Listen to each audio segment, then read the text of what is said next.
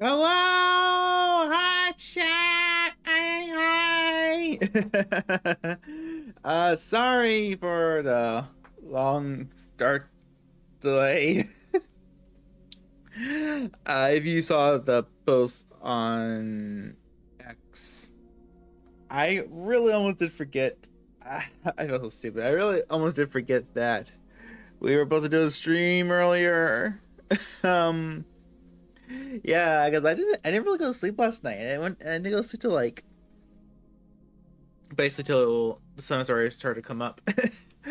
So when I finally did lay down, I didn't wake up till like 12 o'clock, and then after that, I need to turn this phone down.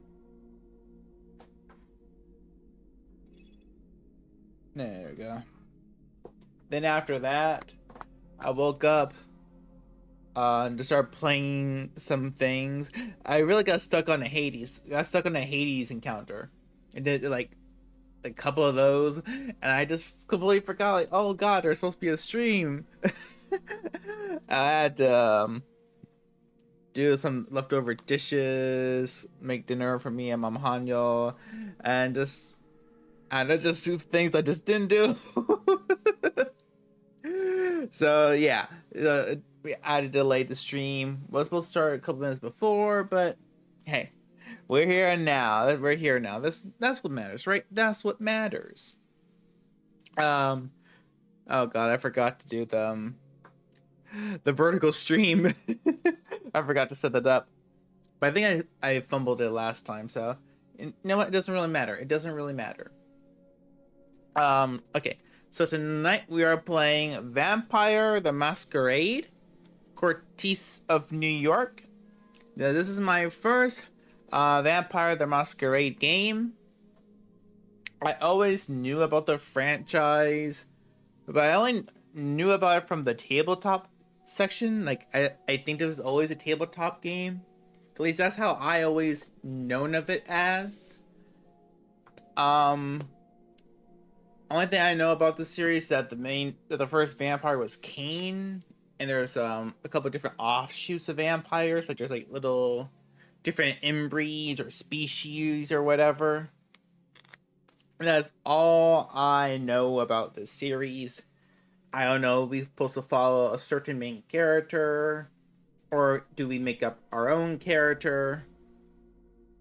I do not know. I do not know. So this is going to be interesting. This is going to be interesting. 1 second. Forgot get. I was rushing to get everything ready because I almost forgot again that I was supposed to do something. I'm bad. I'm bad at remembering things. I got energy drink. Probably shouldn't be drinking that this late at night, but knowing me, I'll probably try to stay up late again tonight to do some important work. I want to be sidetracked and do something else. So, hey, at least I'm consistent with my awful behaviors. That's a good thing, right? That's a good thing. So let's check this out. Vampire of the Masquerade. I actually have a bunch of the other Masquerade games, but I'm trying to go in order, and I think uh, the Coteries in New York came out first, right?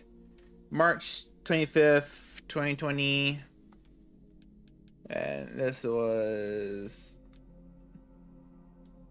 September 10th, 2020. So yeah, we are playing, I'm guessing, the first game in this new series or whatever.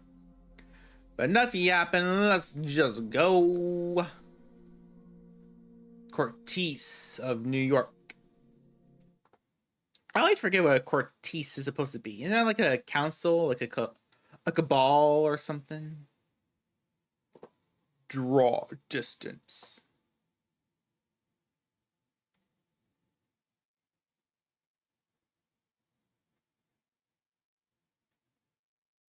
World of Darkness.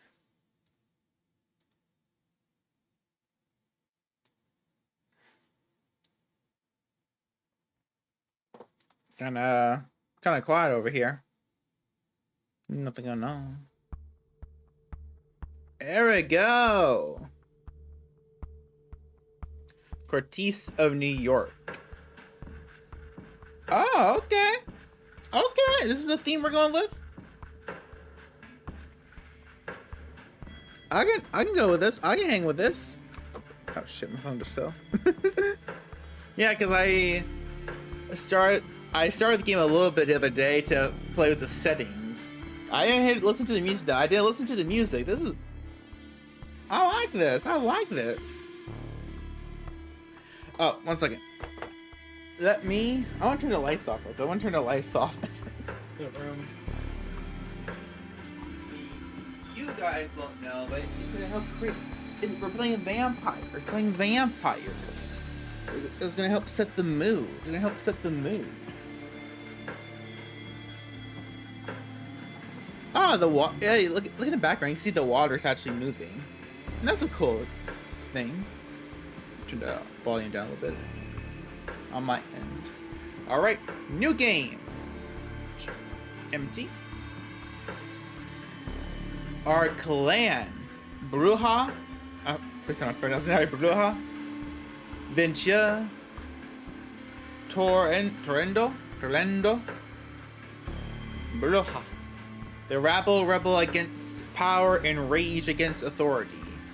A seemingly insignificant man with significant ideas will join their ranks tonight. Vincia. The aristocratic blue bloods embody wealth, sovereignty, and control. Top-level corporate executive will join their ranks tonight. Torrendo. The divas seek thrill of art, romance, and cruelty amidst the stagnant and death. A tormented artist will join their ranks tonight. All right, I'll show this one. I mean, that's a rebel. That's kind of cool, but yeah, torture artist. I can get behind that. So let's play you. Choose your name, Lamar.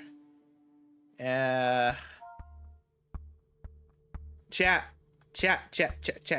What's your name be? Chat. What's your name be?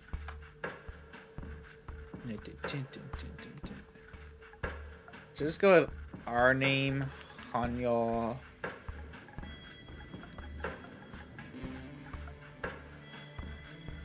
Hanyo? Should we just go with Hanyo? Or should we do something else? Should we do something else?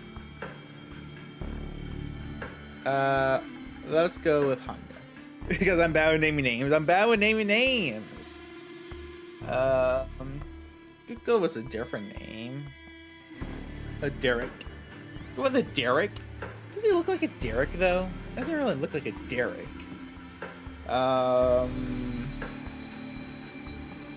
Shit, I can't think of a good name. Let's.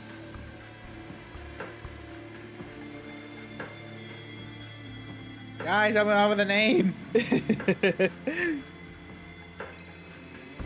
Okay, going once.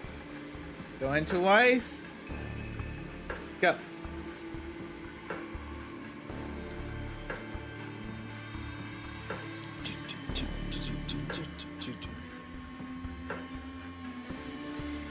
Alright, so up. New York. New York taught me to believe in fate. Have you asked me about the fate?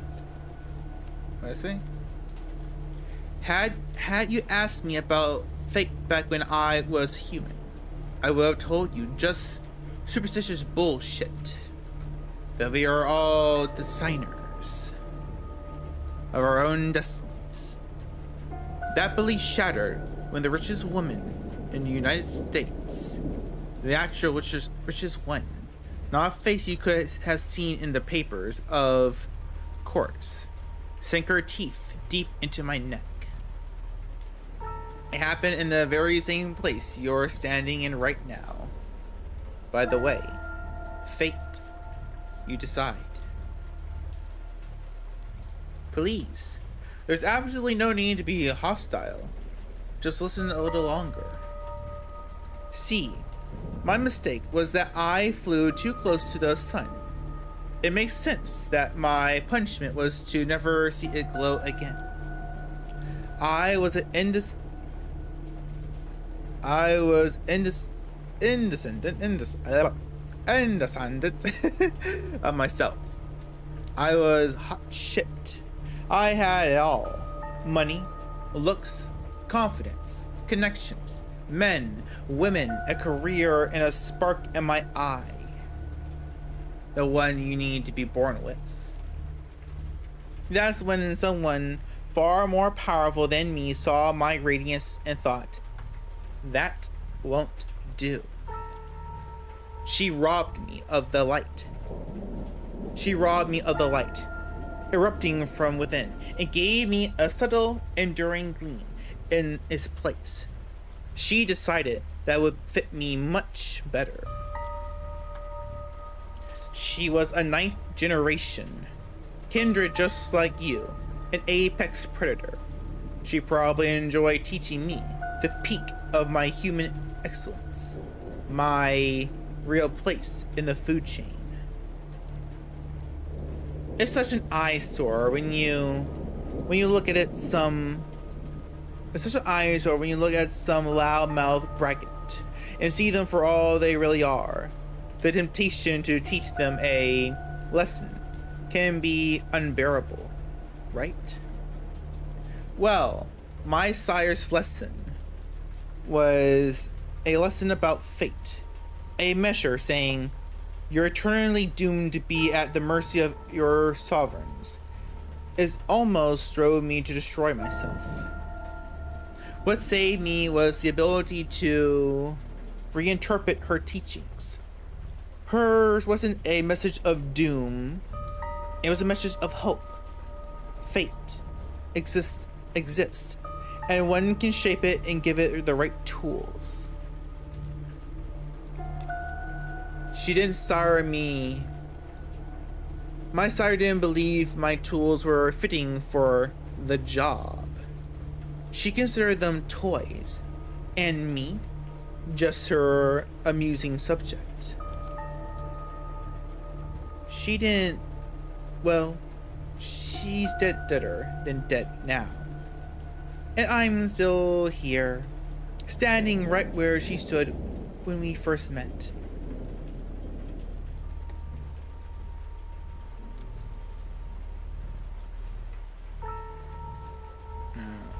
Am I gonna say something? You might have wondered how I've learned about your arrival to JFK Airport.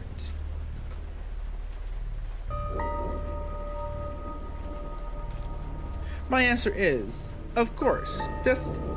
As luck would have it today, happened to be a day some of my associates were inspecting the coffins. Driving you here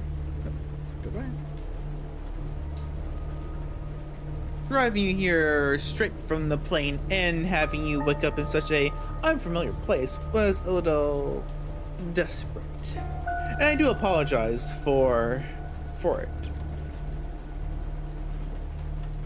But it is so rare for you to visit New York. 3 times in the last 15 years, was it? And you're never eager to inform me you're here.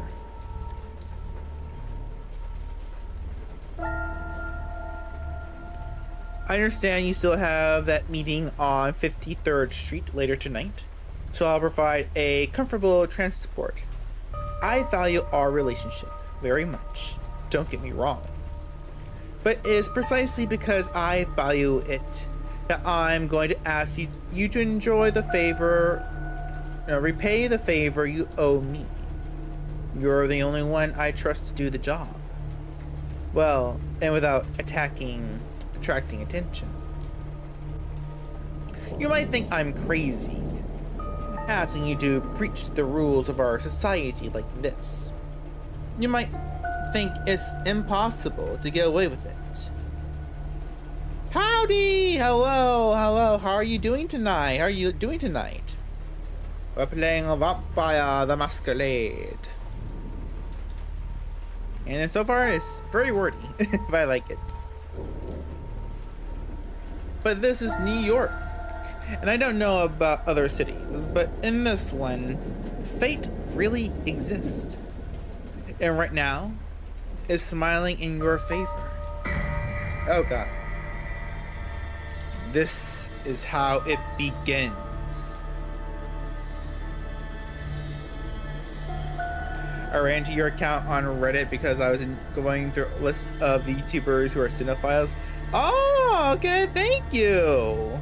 Wait, I ran to your account on Reddit because I was going through a list. Wait, I'm on a list? That's so sweet. Probably concerning if the context was a little different, but that's so sweet. I didn't know about that. Thank you. Yeah, I try to do a lot more of the cinephile stuff on YouTube. But yeah, it's fun. It was, oh no, it was a Reddit post. You're fine. That's so fun. I didn't know that. I have to look that up later. You stifle a yawn. It's been a slow evening. Favorite director? Oh. That's a hard one. That's a hard one. If I'm going to modern directors, probably Edgar Wright. Because I just love how he stylizes everything. I love the flow, how he edits his films, and the comedy. Favorite horror director? Because I mostly love horror. There's too many to count. We're going for classics, definitely Wes Craven. If we're going for modern though, probably Mike Flanagan. I think he does so well with everything that he does, and he balances his themes and the genres very well. Like the horror and the drama don't overtake each other; they blend perfectly, which I think some creators tend to shift one side to the other. Almodovar is really good. I don't think I know that name. It sounds familiar, but I don't think I actually know that name. Oh, that's a good. Let me type that in because I don't lose that. Mod. Oh. Va.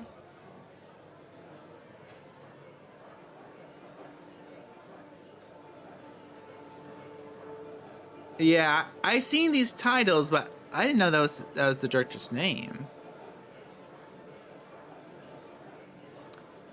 Thanos Comatose. Okay, let me take that real quick.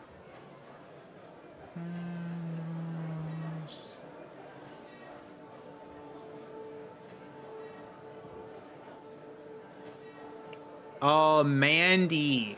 That's the guy who did Mandy? I haven't seen Mandy all the way through. I've seen clips and watched the trailer a bunch, but I haven't seen it. Well, I basically know what it's about. Okay. What other stuff did he do?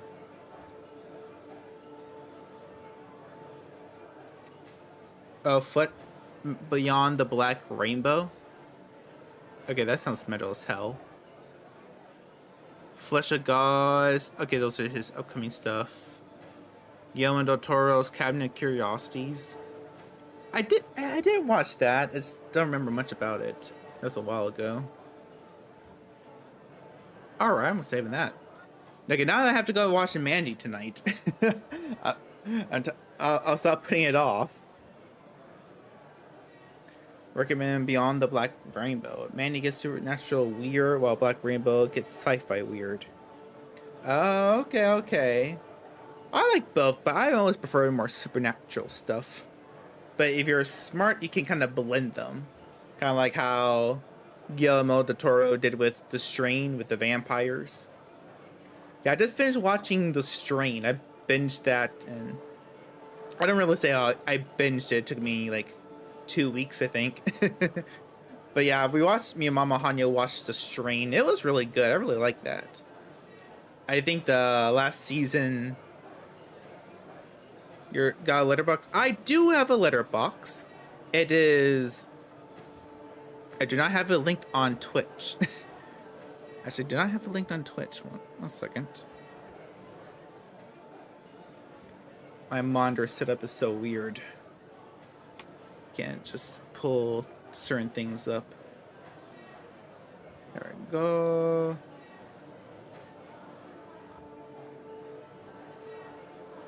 Let me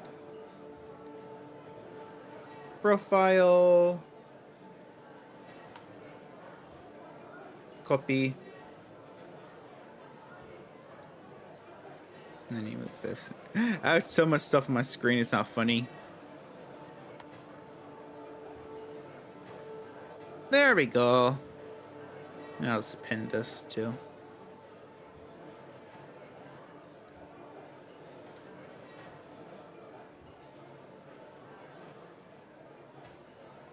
Get that off. There we go. Yeah, that is my letterbox. I have it. No, that's right. I have it set up on my links for YouTube. I did not set it up for any of my other accounts. Now I have to fix that later. I gotta fix the screen. Where were we? A little bit of red liquid left in your glass, and the crumbs of the plate remind you that, if nothing else, there are exhibitionists at least come with some decent wine and legit catering.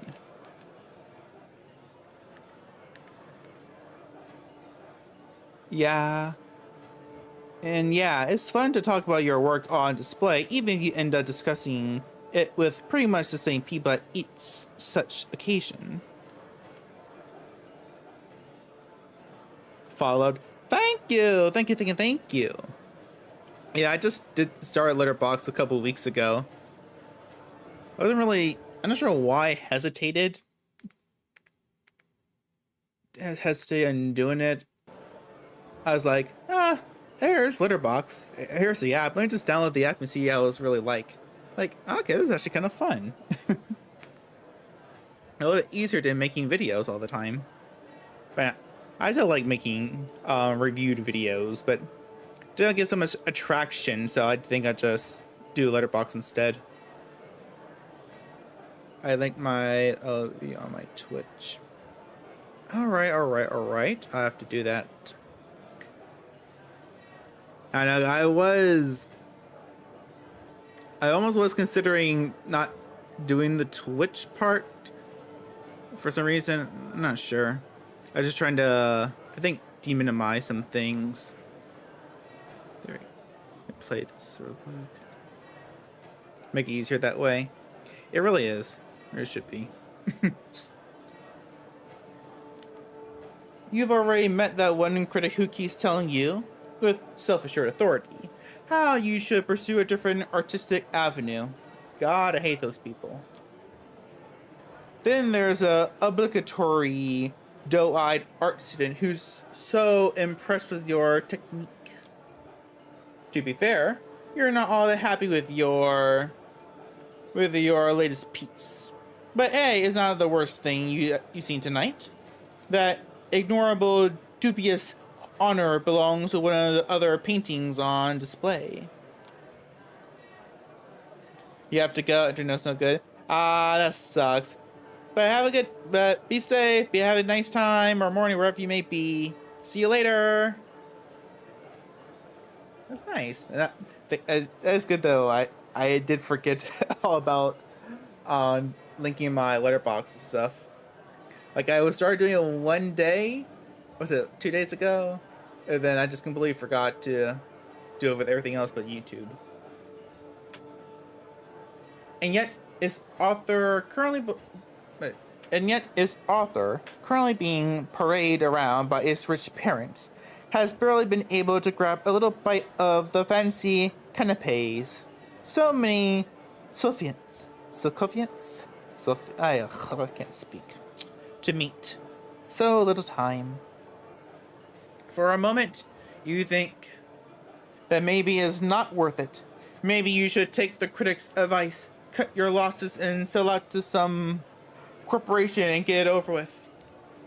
And, as if the universe wanted to validate that train of thought, that's the exact moment your sister, Emma, decides to pop up in your view. Ah, that's Emma? We have a sister? Hi, Emma. So, let me get this straight. Cushy corporate jobs are selling out, but supporting a billionaire's vanity project is totally fine with you. Hi, Em.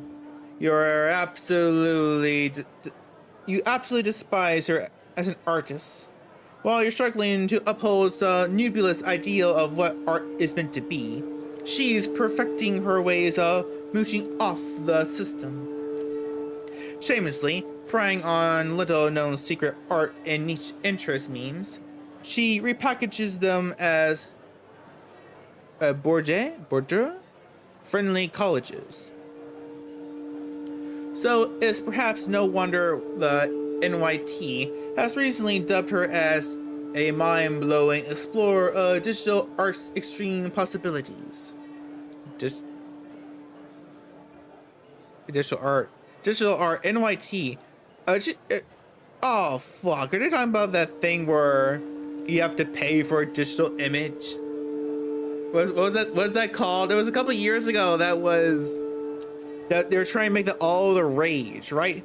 With like, basically they were trying to play a meme for this was digital art and it couldn't be copied or showed things. That what? Right? That what it was called, right? NYT. No, it was called something else. It's called something else. Fuck.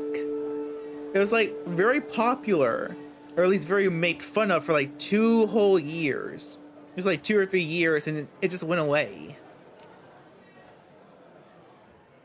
But in spite of all that, you absolutely love her as a person, even as you welcome her by smacking the back of her head, a gesture meant to convey nothing but deep affection.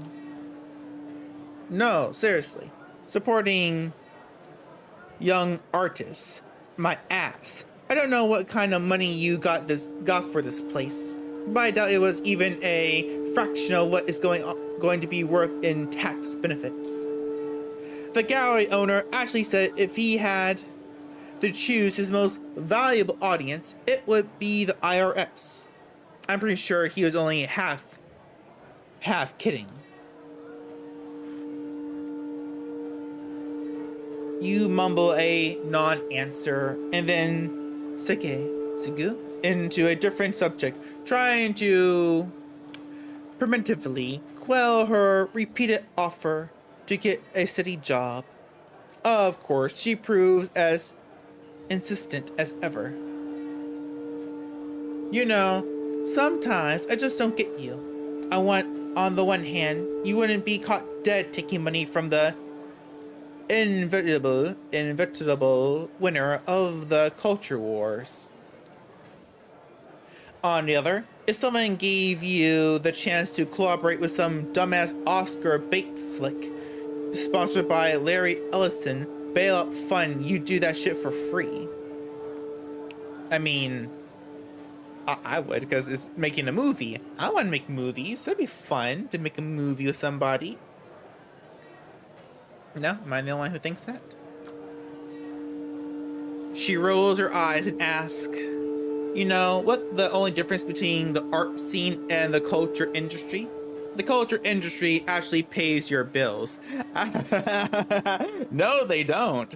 Neither the art scene or the culture scene pays your bills, unless you try to get off on, what's the word I'm looking for? Rage baiting and being a complete fucking maniac like a certain person who likes to shock their dog. I suspected of someone who's given up on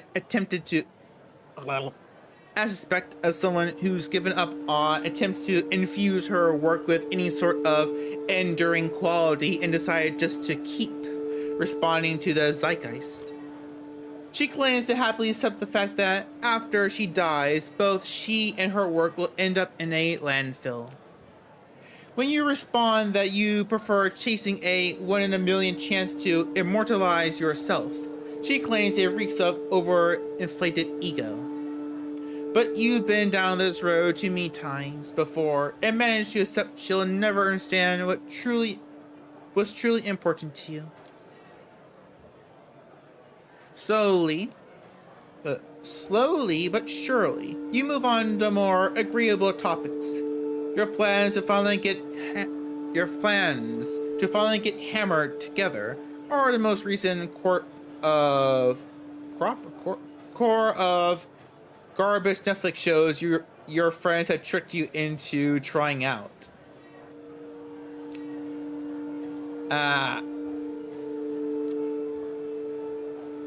Alright, gotta go. I got a date. She peeks at a bunch of middle-aged men in expensive suits who have stopped pretending to care about the exhibition and are exchanging the worst lecturous jokes they got in their stale repertoire. Have fun with your friends, class traitor. I'm really hating the dialogue on this. I really hate the dialogue on this. It's... I don't think it's better. She gives you a hug and heads for a nearby elevator. There goes a pleasant part of the evening. Still, you decide to delay the inevitable and catch a quick smoke break. Truth be told, people aren't exactly lining up to chat about your work anyway. As you leave your post, you start tapping your pocket in search of a lighter. Instead, you find a $100 bill you absolutely sure wasn't there before. Jesus Christ, M, you're the worst. And the best. You can feel your cheeks turn red, but you gratefully put the money in your wallet and move outside. When you reach the balcony, you look out at New York City and light the second last cigarette left in your pack. You're alone. It's not silent. The metropolitan hum is ever present, even this high up, but it's a good deal more intimate than what's behind your back. You lean over the railing and look down. The street lights beckon more than usual. In your mind's eye, you see yourself as your final artwork, beautifully splattered all over the pavement. Working title: Delusion of Grandeur. The author: a brilliant artistic soul crushed by unfeeling reality gone too soon. You chuckle and flick the cigarette into the air. Refreshed by the night's cool breeze, you squeeze back into a stuffy interior. You barely make a few steps before your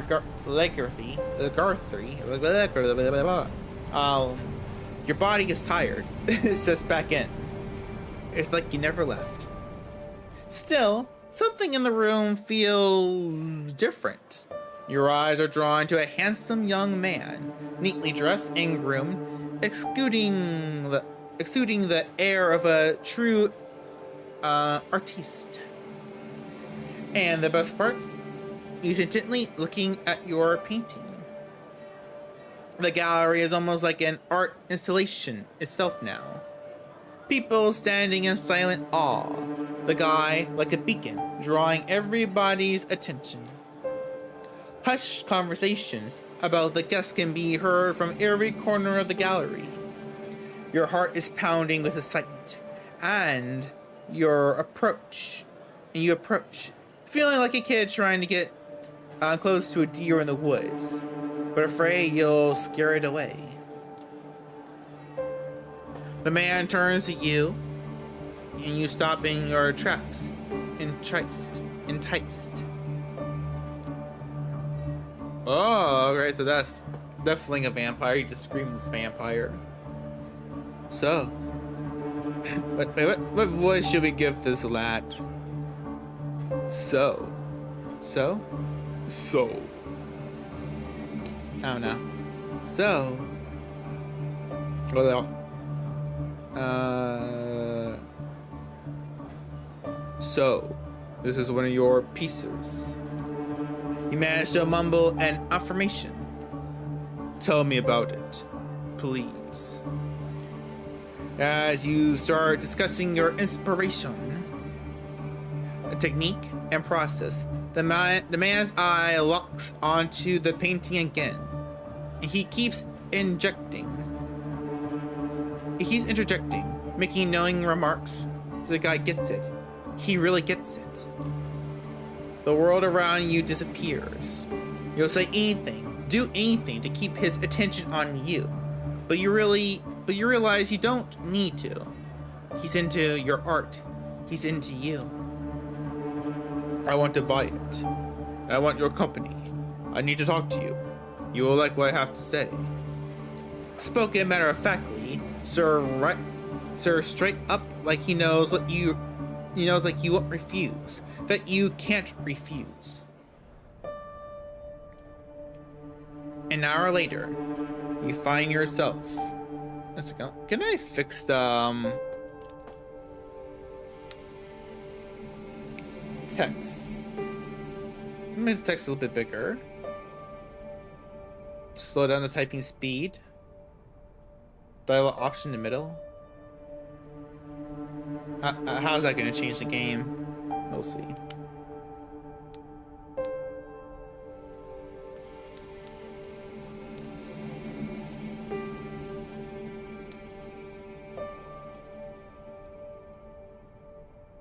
An hour later, you find yourself at his apartment. One of many, you presume. With your self-esteem all but patched up and your head full of fine vintage.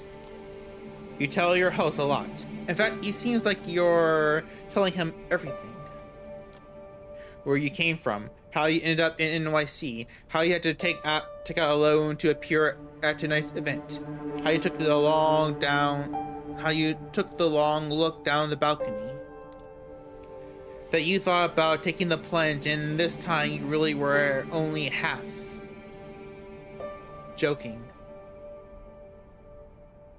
Dude. Alright, that got kind of a little dark too fast. You feel miserable. You start crying. He holds you in his arms. You feel calmer. The tears stop flowing. It's been so long since you last had someone you could not talk to, but communicate with, be seen with, be seen by. Who knows, maybe there is hope for you yet. The feeling of bliss is the last thing you remember before passing out. Next thing you know, you're lying on a couch in that same apartment, hungry and dehydrated. How long has it been? Hours, days, more? You're feeling weak, confused, abandoned. Okay, so I'm guessing we were bit or infused with his blood? You look around in a panic. Is he still here? God, thank God. Wait, what?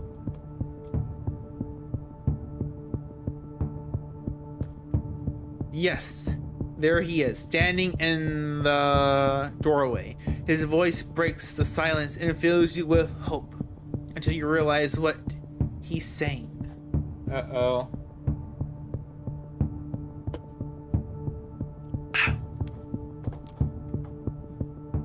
I am so sorry. I hope you will. I am so sorry. I hope you will. I hope that maybe one night you will forgive me. Always remember that in our parting moment, I wish you well. But you're just gonna bite me and not call me a cab? You're not gonna whisper sweet things to me? Where is this going? You try to speak. Ask him to stay, but your voice leaves your parched throat. You taste something on your lips. Wiping your mouth leaves a crimson stain on your hand. It's not wine. What the fuck? The door of the apartment closes behind him. Alone. Again. Then the pain hits. It's a headache, lurching in your stomach, burning in your arms and legs. It's all you can focus on. A panic takes you. You fall from the sofa and hit a wine glass. It flies off the wall, shattering into bits. A mumble from the corner of the room indicates that you're not alone as you thought. From where you were lying, you only see a feminine shape stirring awake. You crawl towards the woman inch by inch. The pain turns to an urge. You need to get close to her. You begin to see the details. The long hair, the shouldering her face. Now, the long hair shrouding her face. The worn out NYC hoodie thrown over her skimpy dress. She opens her eyes, moves her locks to the side, exposes her neck. A rabbit instinct takes you. In the blink of an eye, you find yourself buried in her hair, smelling her sweat mixed with cheap perfume. You bite down and drink the blood from her vein. Wait. What is happening? You break away. You look at the girl. She lets out a sigh, goes limp and unconscious again. You try to crawl back. Her dress rolls up to the side. And you glance at her naked thigh. Oh, okay, we're a thigh man. Now, this game kind of gets me. I mean, what did it say? You lose control again. Bite her leg. Drink deep from the artery. It's intoxicating. It's bliss like you never known before. It's beautiful. You break away again, fall to your back. What the hell was that? Do you really drink her blood? She's not moving. Oh God, she's not moving. We killed her? Oh, God, that's flashing. You check her pulse. She's cold to the touch. Nothing, no heartbeat, no sign of breathing. That's when it hits you. Your chest isn't moving either. Your heart is not beating. You are cold to the touch. You reach for your phone. It's not there. Where did you leave it? Or maybe he took it. Impossible to say. You stumble around the apartment, but find nothing you can use to call for help. You need to get out of here, now. You look outside the window. You're high above the streets. There's no balcony, and the building exterior is glass almost all the way down. You never survived the jump. But maybe that's precisely why you should leave the room this way. You just killed somebody. Your life is essentially over. A sickening void is opening in your stomach, warning you that your reality is about to turn into an unbearable hell. A voice in the back of your head tells you that the smartest course of action is to take the leap before it does. And the more you argue with it, the more reasonable it sounds. No! That is nothing you should ever do in reality. Okay, there's nothing you should ever do in reality. You're just about... Oh! Someone's coming in the house. Someone's coming in the house. You're just about ready to pick up one of the chairs and try to break the window. When you hear the clicking of keys in the lock, you freeze in place. This is bad. Your thoughts start racing desperately. But instead of a rational course of action, only visions of false hope come to your mind. What if it's him? What if he's had a change of heart? What if he sent someone for me? You almost feel your heart beat again with excitement as the door opens, almost but not quite. A man enters, but not the one you expected. He's tall, broad-shouldered, handsome with darkish skin. His suit is stylish and immaculate. You never see him in your life, but you immediately see past his sharp looks into his sharper nature. He's a predator. And if you're not careful, you might become his prey. Ooh, stranger. Good evening. I'm here to pick you up. A deep, emotionless voice. He turns his eyes to the lifeless body of the girl in the NYC hoodie and raises an eyebrow. Who are you? I killed her. This isn't what it looks like. Should just be as be honest, I killed her. I think I killed her. Yes, that does seem to be the case. He approaches the bed to examine the corpse from up close. Well, this is unfortunate, but preferable to going insane from hunger. Quite a nice gesture, actually. It's troublesome. He briefly looks at you with something like pity in his eyes and changes his expression to a perfectly blank one. Listen, you may perceive your current situation as something out of the ordinary, but I've met hundreds of lost sheep like you, and you see, they tended to fall into two categories. First, there was the smart ones who carefully obey my every word and didn't pull any stupid stunts. They always got where they needed to go safe and sound. Then there were the dumb ones. The punks who thought they could take me on. The wise guys who tried to contact somebody secretly and without permission. The troublemakers who tried to run off or make a scene. None of them got to their destination in one piece. In fact, a lot of them never reached their destinations at all. The man talks in a broad, professional tone, giving off an impression that he really had delivered this speech countless times by now. So, you see, despite being a smart person... Wait, what does it say?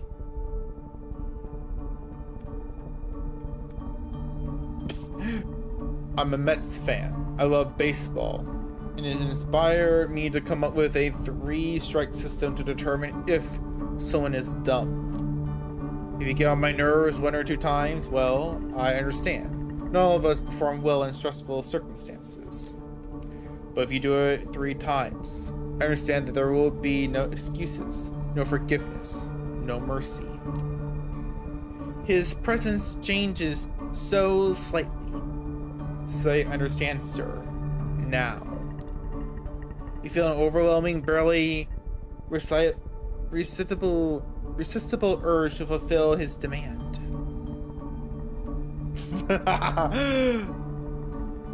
Fuck you, sir. I understand, sir. What are you talking about? I'm just gonna be honest. I'll just go with what he says for right now. I understand, sir. Excellent. All right, have you got anything you like to... Have you got anyone you like to inform about your current situation to tell them you're all right? He flashes his fangs briefly.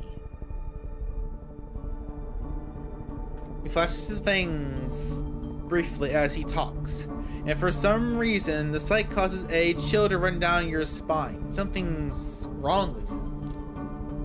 Someone close to you? Oh god. Wait, 1 second. I need to blow my nose and meet the mic.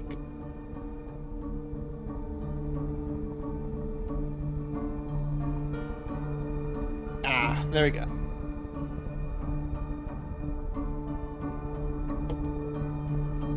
Should we lie? If we tell the truth, like, I do have a sister, but should we tell him we have a sister? Will he be able to know if I'm lying? Like, can he read my mind? Can he read my mind? Oh,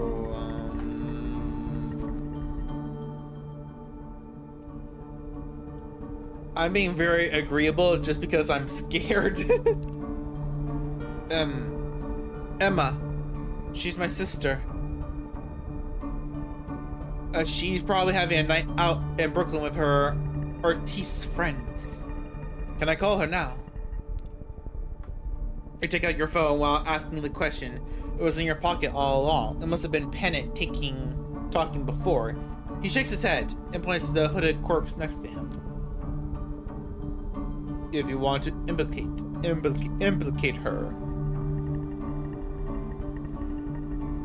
in her, go ahead. I think we'll all be better off if you let me make sure that she only knows what she needs to know. Yeah, agreed. Give me the phone number, and I'll have someone get in touch with her. You oblige and hand him the smartphone so he can copy the number from your list of contacts. Thank you. This will be useful in illustrating my next point. Is that giving you back your phone? The man hides it in his pocket. From this night onwards, you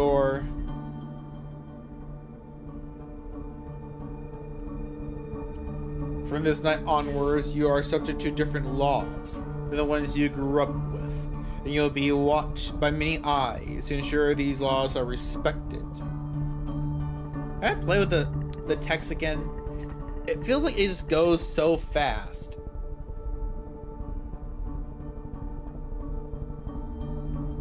What does the small text look like?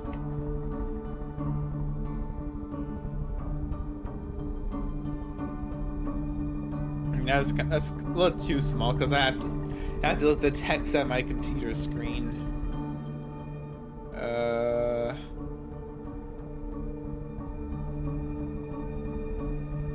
Let's try this one.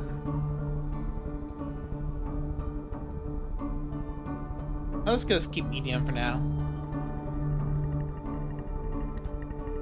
You are forbidden from letting anybody know you're still alive. You're forbidden from showing your face anywhere they know you.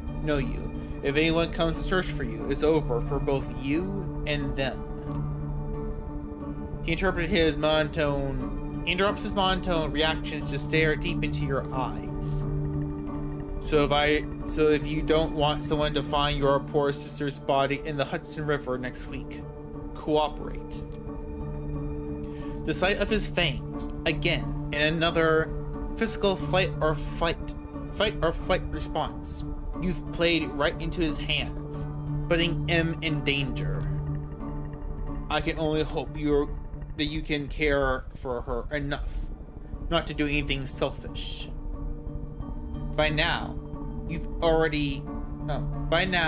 absolutely sure he's not just toying with you, provoking you, just to feed on your reaction. He hasn't told you anything you're going yet. Oh, sorry.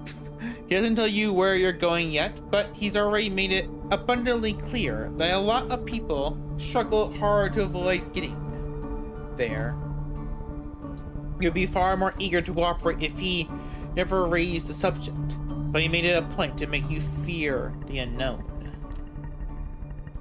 He's pushing you, but to what end? Does he want to intimidate you into complete submission? Is he hoping you give him an excuse to get rid of you? Or maybe he's testing you, forcing you to show what you're made of. Somehow he makes all these options seem plausible at once. All right, I think that's enough lectures for today. He takes a glance at his silver watch. It's a Patek Philippe, the kind of brand where mortals never see outside of luxury lifestyle magazines. Just who are you dealing with here? It's past 3 a.m. now. The sun will be up in just a few hours. We don't have much time. Come, we need to leave so that the corpse can be taken care of. He turns his back on you to unlock the door. Head out, attack him from the back. I'll wait for the police. Well, we're cooperating right now, right? So if we try to run, he probably won't hurt us. But I did tell him we have a sister, so he might just go after her for all we know.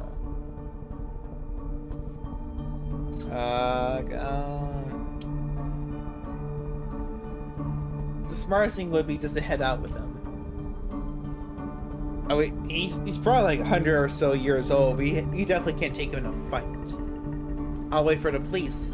So, but I can tell them that I drank her blood and get killed or locked up so the sun can destroy me or something. No, let's go with him.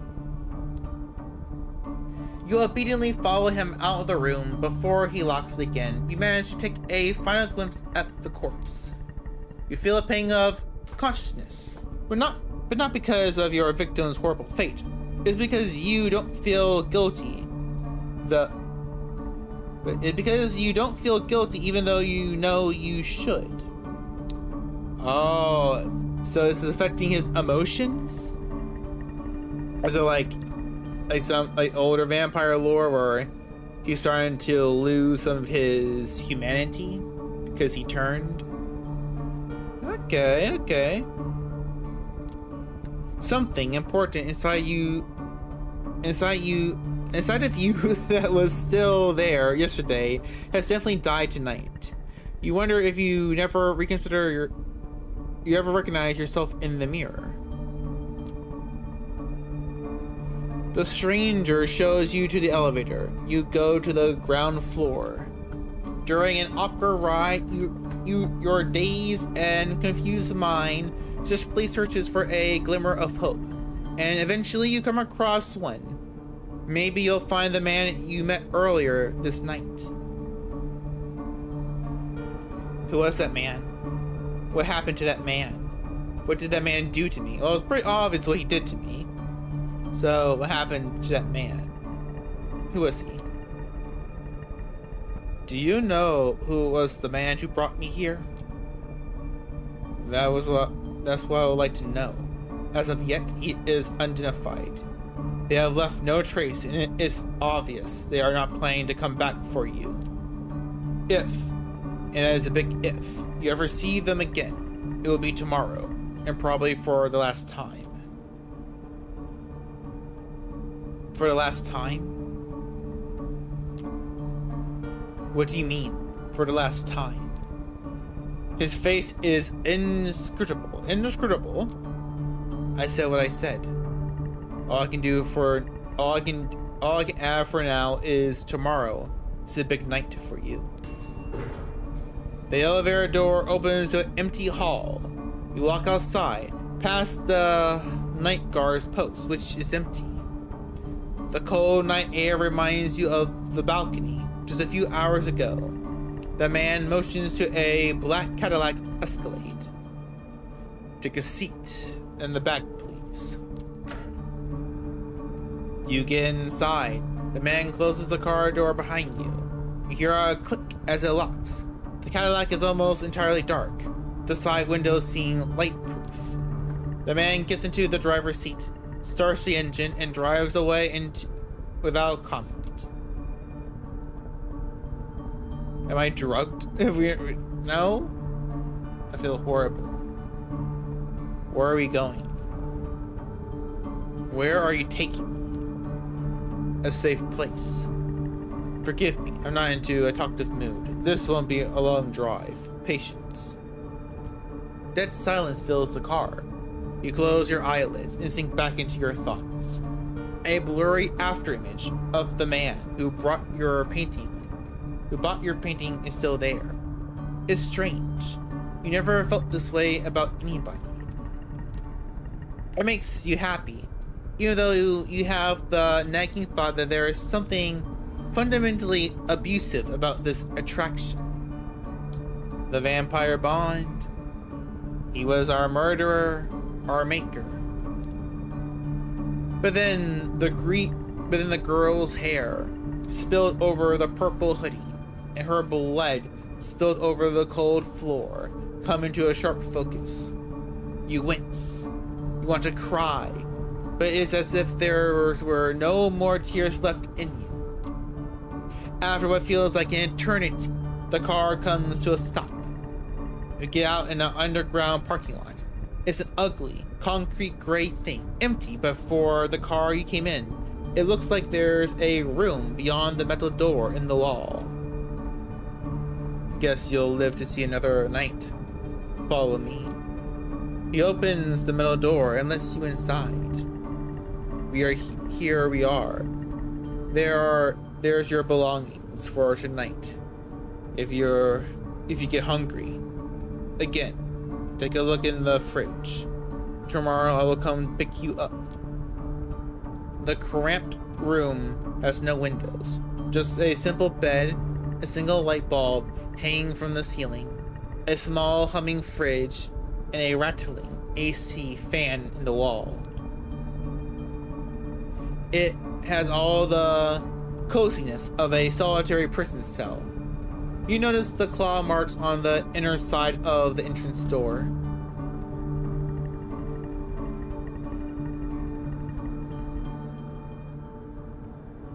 It has all the consistencies of a prison's cell. You notice claw marks on the inner side of the entrance door. I need medical help. Mercy, please. Mercy from what? Like mercy from the situation? Are we crying out to God?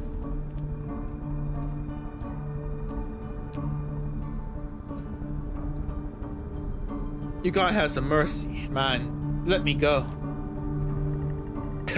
Mercy. No, too late for that. Listen, normally I lose my nerve right about now and things won't get nasty, but I get it. You're scared. You don't want what's happened. You don't understand what happened. Trust me. You will learn more tomorrow.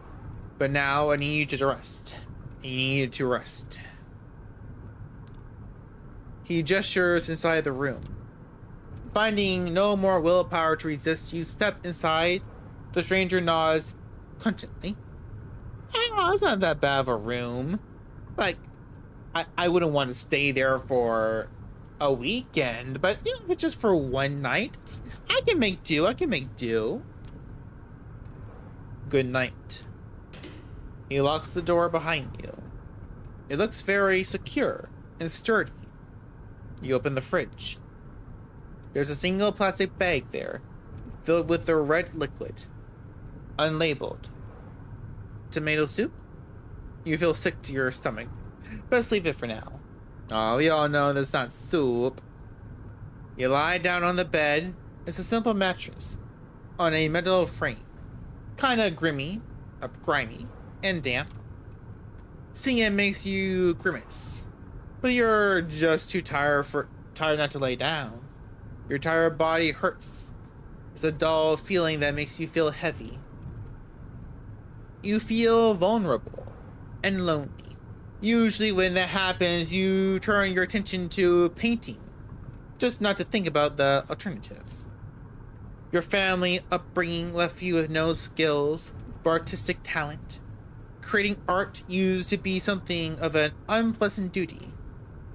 Somewhere along the line, though, it became the only weapon you had to fight the existential despair. Some of your best work was created in lieu of impotently crying in bed. Impotently crying in bed?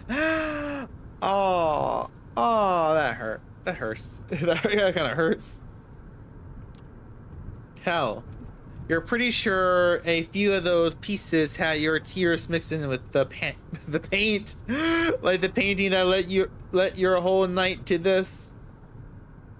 Oh, then they're even more valuable because they have human parts in them. So it seems like a good painting, right?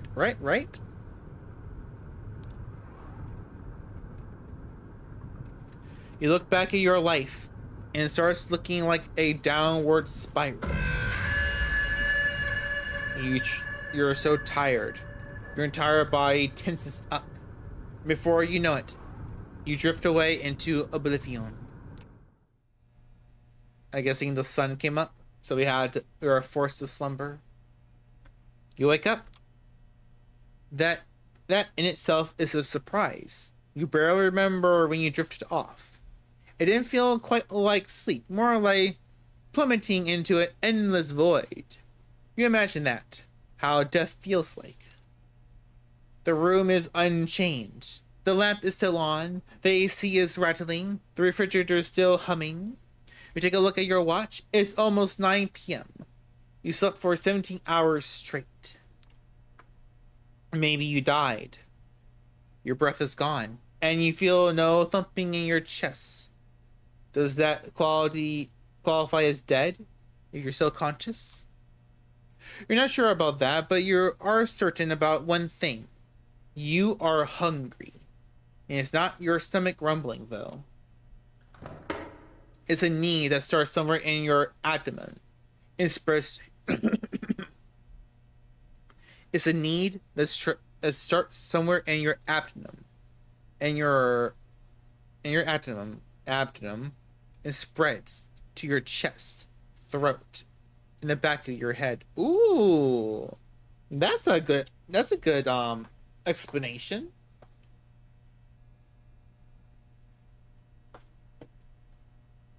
Because sometimes in vampire media, they just say you're hungry or you're thirsty.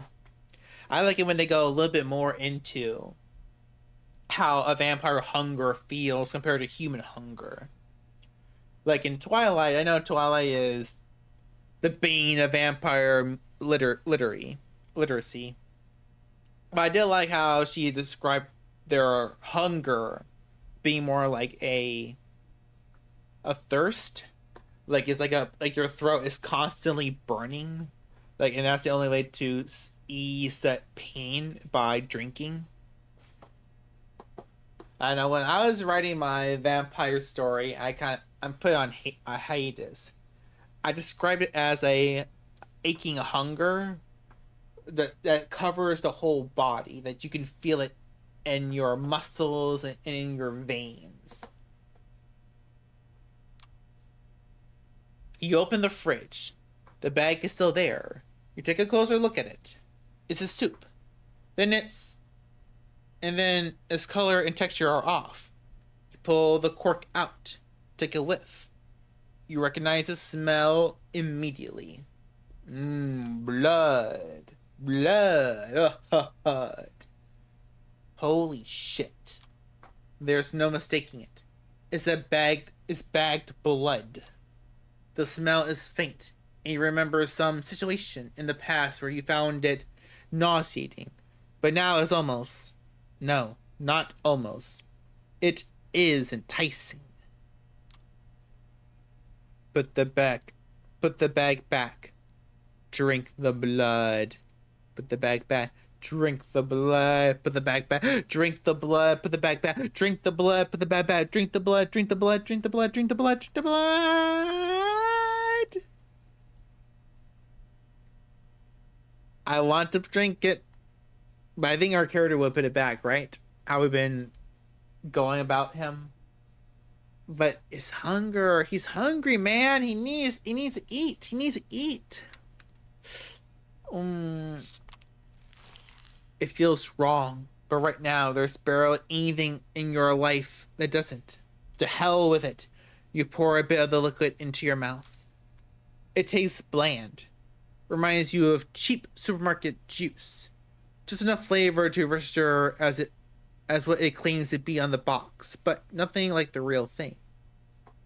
Ah, so it loses potency because it is not coming directly from the victim. Nothing like you had last time. You swallow it. Somehow you don't feel sick. In a weird, messed up way, you can help but think it feels nourishing.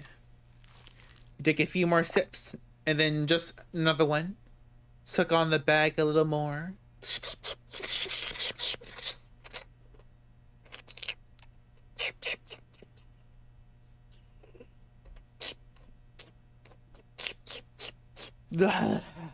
Tasty. Eventually, you find that you've emptied it entirely. All. You look at the info pressed into the side of the bag. 400 250 milliliters of it. Even with its blandness, you still feel like having more. You realize your body longs for that intoxicating high you felt when an image of the corpse crosses your mind, causing you to wince. What have you become? For the last... how many times have we talked about this? You are a vampire. And try to piece your thoughts together, make sense of it when you hear the lock click and see the door open. Standing there is the well-dressed stranger you met yesterday. Immaculate suit again. That predator looked like a hawk on a hunt, but somehow more relaxed tonight. So, like a tamed hawk, maybe. Good evening. Slept well. He notices the discarded empty bag. I see you have a bit of a snack. Yeah. Got any more?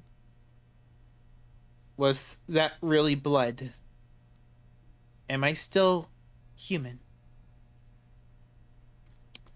Got any more? Doesn't feel right for us to say that quite yet. Was that really blood?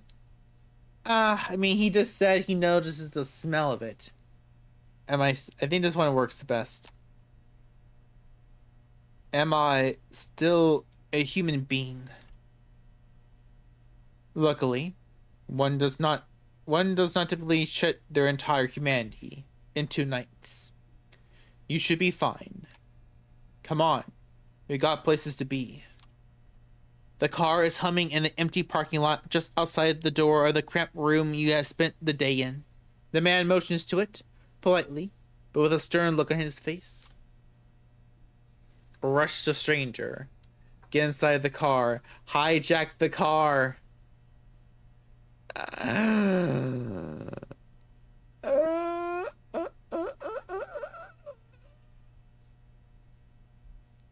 I really want to be weird and crazy, but I also want to kind of know where we're going. I also kind of know where we're going. I mean, our character is a starving artist. He seems kind of pathetic. Then, I mean, he was crying, mixing his tears into his painting, so he's a very passive character. Get inside the car. Okay. Lead the way. After you. You take the back seat again. The door is locked. The door is locked. The stranger takes the wheel and starts the car. You drive in silence for a while.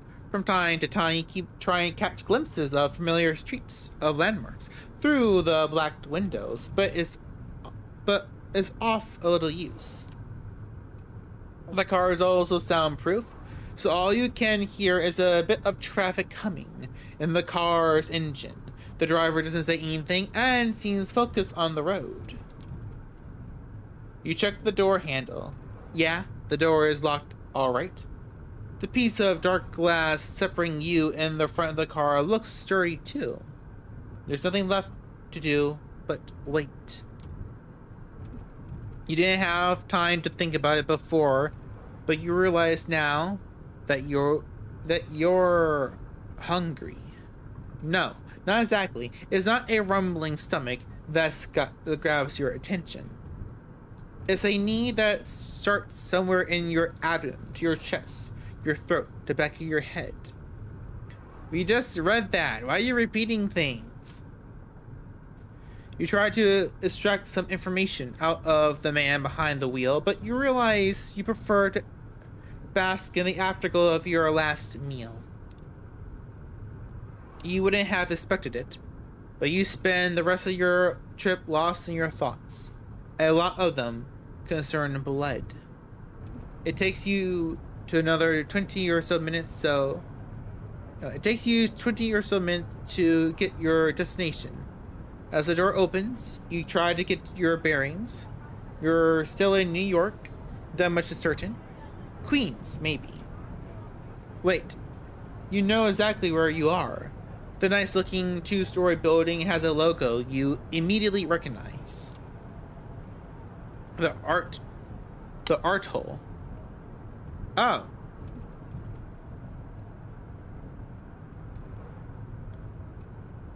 I didn't mean hit that button. Okay.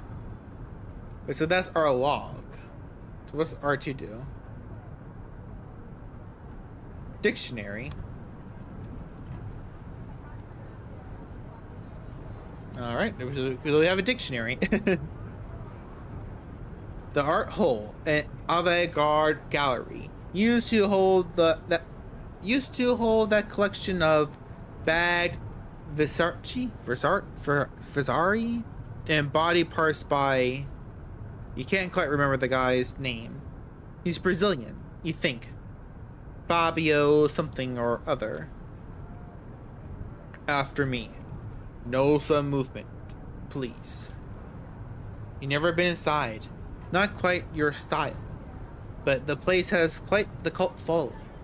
You keep racking your brain for more facts, hoping they'll help you with wherever you've gotten into. Two large men in suits flank the door to the gallery on both sides, and they give your companion a nod as you approach, prompted by the stranger who guides you. You walk in. The gallery is full, which is unusual at this hour, to say the least. The painting looks kind of cool, I'll say that. About 24 faces fill the showroom, and a number of waiters navigate the gathering, serving drinks. All of them are beneath the guests' attention.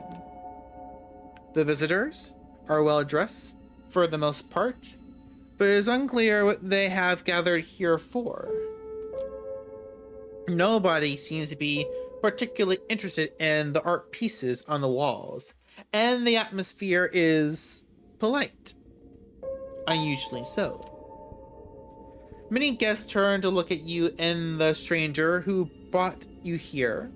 Their glances are varied. You see open contempt on a few faces, and animated interest in others. Most of the eyes in the room calmly observe you, as if wishing to appraise your worth. Memories come back to you like a bad case of PTSD. How many times before has someone judged you, impassively or decisively, through your art? You share a piece of yourself with the world, and it responds by making you feel like garbage. I know that feeling. I know that feeling. It never really goes away. It always took a lot of effort to not lose your cool and tell them to shove their opinions up their collective asses.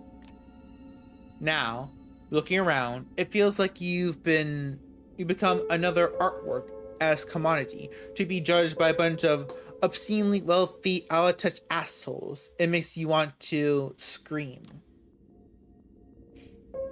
Good evening. Good. And you, child? The noble, cold voice takes you out of your head into the situation at hand. The gallery. A crowd of strangers. You being brought here against your will. For what purpose? The room awaits your response.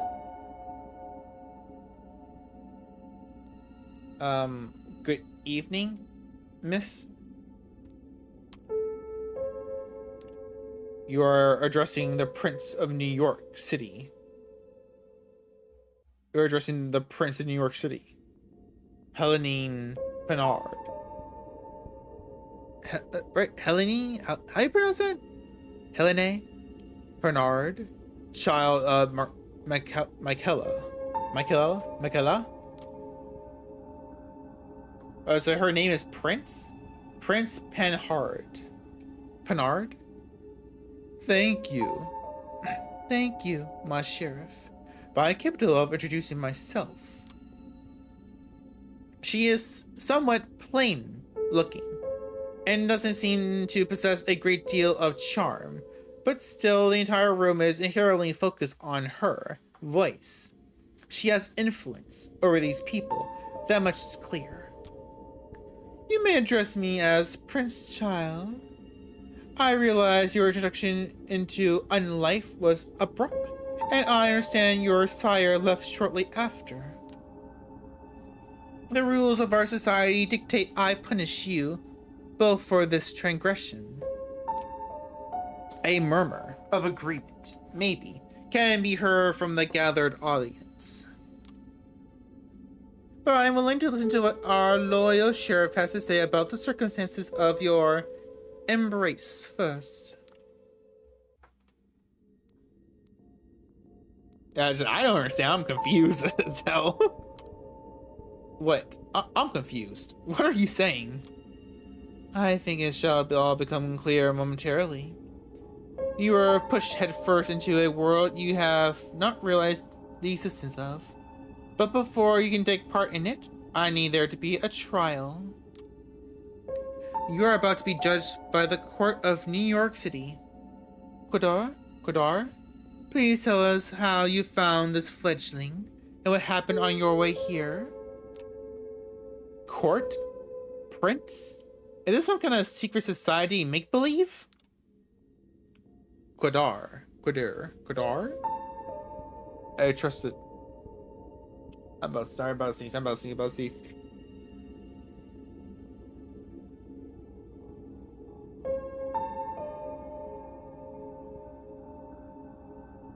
Ah!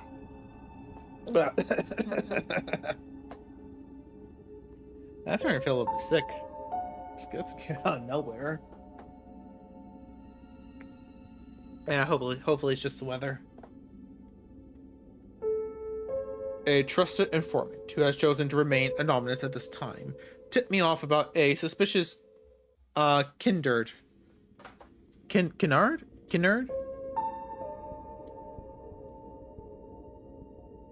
appearing in one of our domains. Upon investigating, I found them gone, but this fledgling remained in their place. Interesting. His sire made us an older haven of one of the clan of Rose. Interestingly, his sire made use of an older haven of one of the clan of the Rose for the embrace. They were even thoughtfully enough to leave a local woman for the fledgling to slake his thirst on. Despite some reservations, he offered a little resistance. Last night, incorporated on our way to the safe house, I was pleased to not have to force his compliance. We had a quick chat, but wishing to appear here post-haste, I urged him to join me, which he did without struggle. A pleasant departure from my usual routine, I must say. A thirst particularly slaked with the bagged blood we kept in the safe house. He had a pleasant enough drive here. The story ends with us arriving at Elysium tonight. All eyes are on you again. You take a special interest in one of the faces. It is a beautiful woman with curly, almost blood-red hair and a dress to match. You see her whispering to some bespectacled man with an absent-minded look on his face. Who is she, you wonder? Thank you, Kada. I take note of this fledgling's behavior and will take it into consideration later. She turns her attention to you. First, there's the matter of your sire. The person you brought here... The person who brought you here where Kadar picked you up for last night. Who were they? Does it matter? A beautiful man. A beautiful man. He was beautiful, charismatic, charming, dark hair, a sort of artistic mess, had an accent I couldn't recognize. He took notice of my art, brought a piece of. In fact, I want to meet him again. The last sentence came out almost involuntarily. You immediately feel ashamed, sounding like a sad puppy whimpering after their master. Yes, you want to meet that man again. It's an urge deeper than you ever felt, maybe even love. No, that's idiotic. He never even introduced himself to you. He used you. That asshole just plain used you. For what? Well, Kodar, does that sound familiar? No, it does not. Or at least not familiar enough. I will continue the search after we're done here.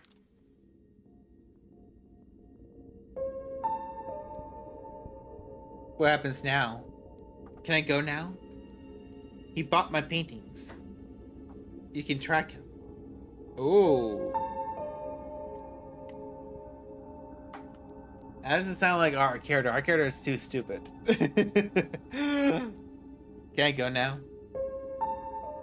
I tell you what happened. I tell you what I know. Can I go now? No, definitely not.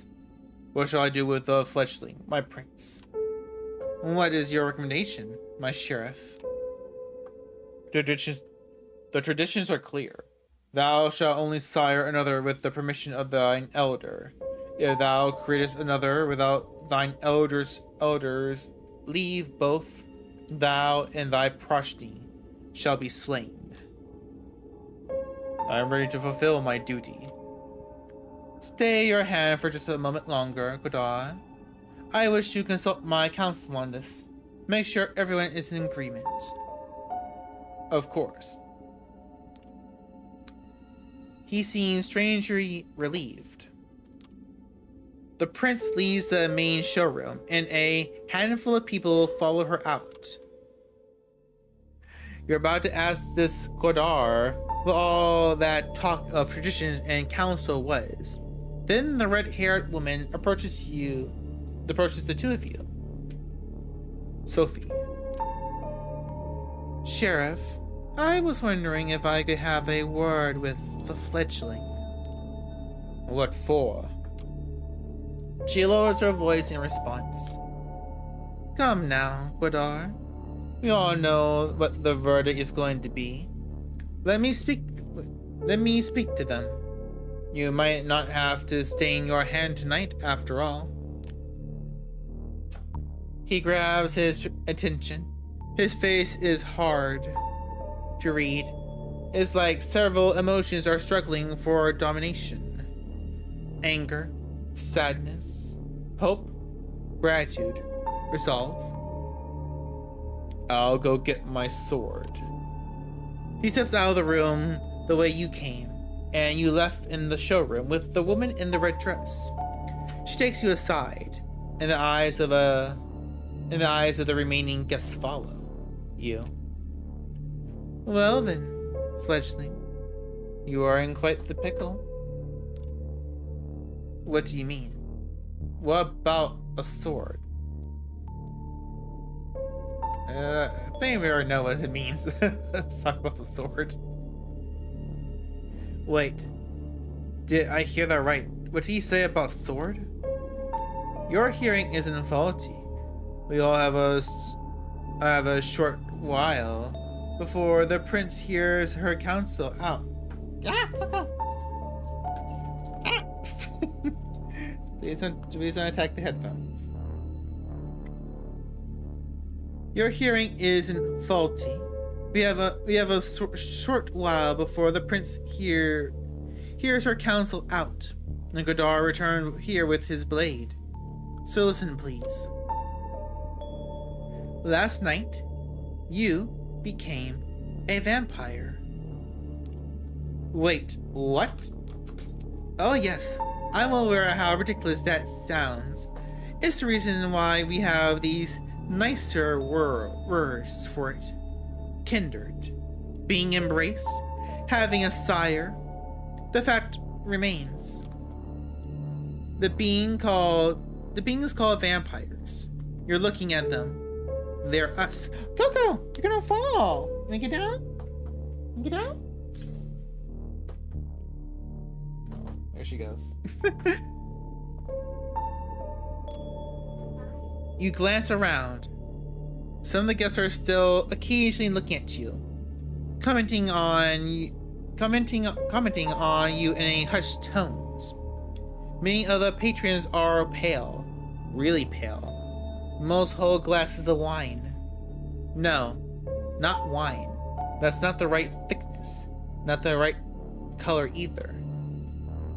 You're trying to come up with something sensible to say, but you're drawing a blank. It makes a morbid kind of sense. You drank blood last night. There's no denying it, and your breathing has not returned. Your heart remains still. A vampire. Two voices in your head start battling for supremacy. One of them slowly begins to put everything that happened since yesterday together, coming to a conclusion that no matter how insane it might seem, nothing but what she's saying makes sense. The other voice just keeps saying, "What the fuck? What the fuck?" on repeat. You're surprised. This is often how it plays out by design. Coteries deliberately keeping you in the dark and all. If you do nothing, you'll be cut down, as sure as the day follows night. But I'm here to offer you a chance, a way out, under one condition.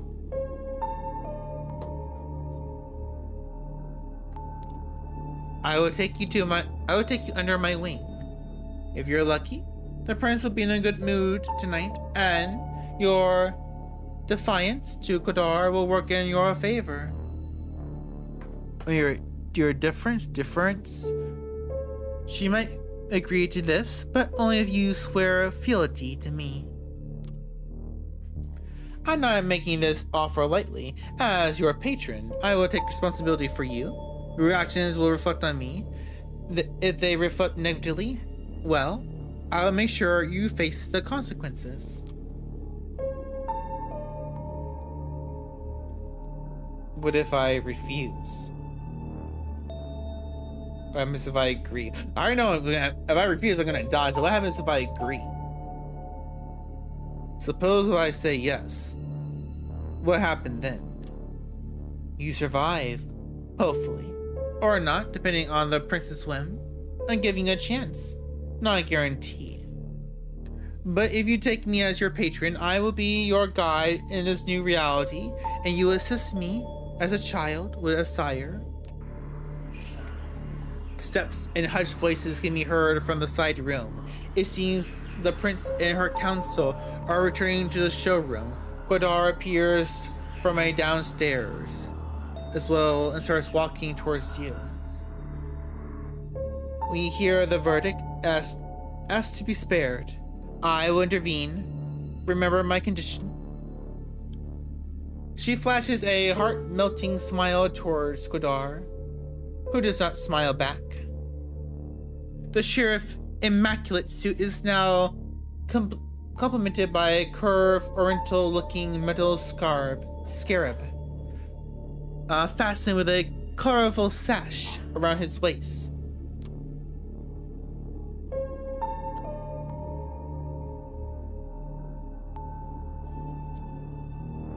It will look vaguely ridiculous if it wasn't surprisingly imitating, first and foremost. Coteries takes his place next to you, observes as the prince takes center stage again. Loyal kindred of New York City, Carmela. Loyal kindred of the New York City, Carmela,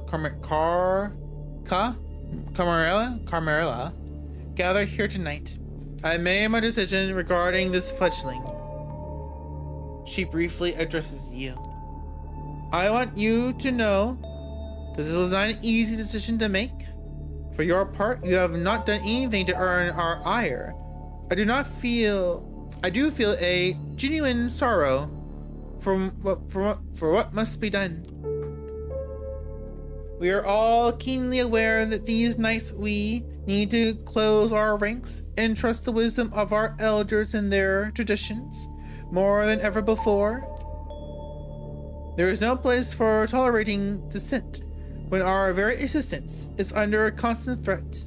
Although I acknowledge some of my council's divergent opinions on this. She takes a look specifically at one of the people who left the room before, a rather plainly dressed, shy-looking man whose skin has a somewhat healthier tone. He bows his head in defiance. What do you have here? You have your duck. Really, girl? Really, dog? Really, dog? Okay. I hold the final authority over this fledgling's fate, and I declare,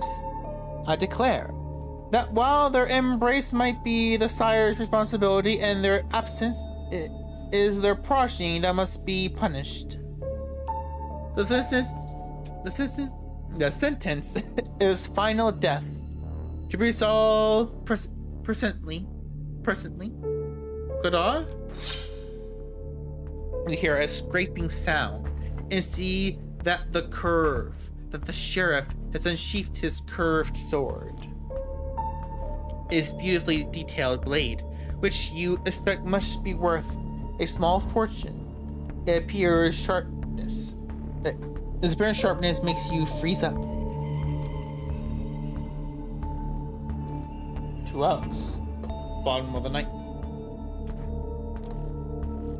His quiet mumble is audible to nobody but you, and his eyes meet yours. You note just a hint of sadness in his countenance, in his... Where are you? You want me to throw this? You want me to throw this?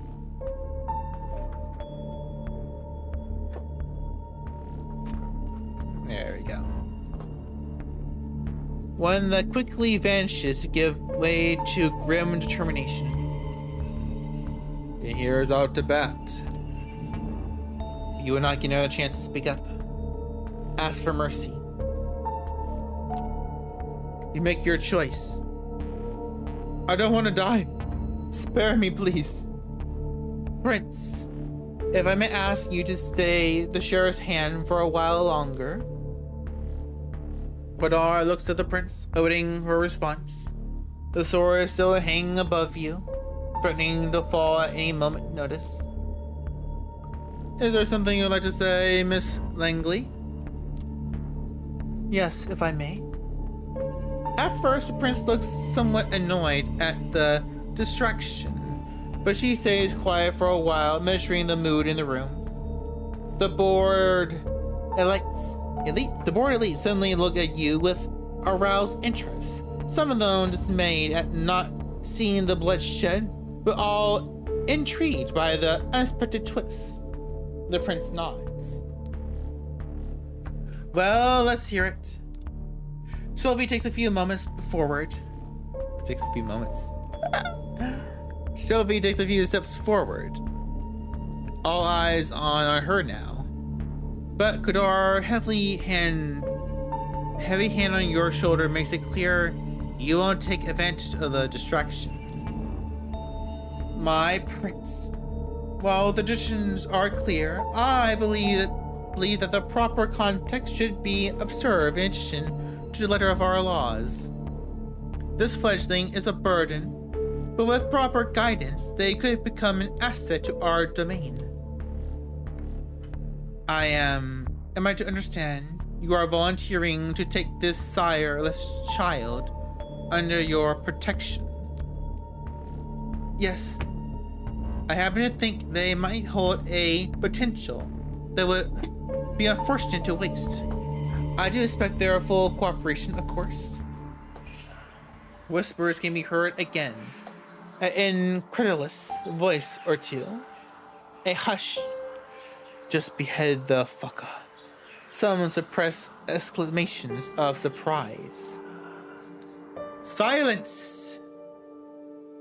Silence! I ask all of you to make note of this moment. I might be persuaded to bend one tradition in this child's favor, but another will have to be enforced even more firmly if it spreads. Formally in its stead.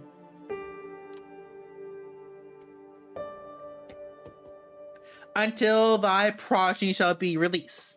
Until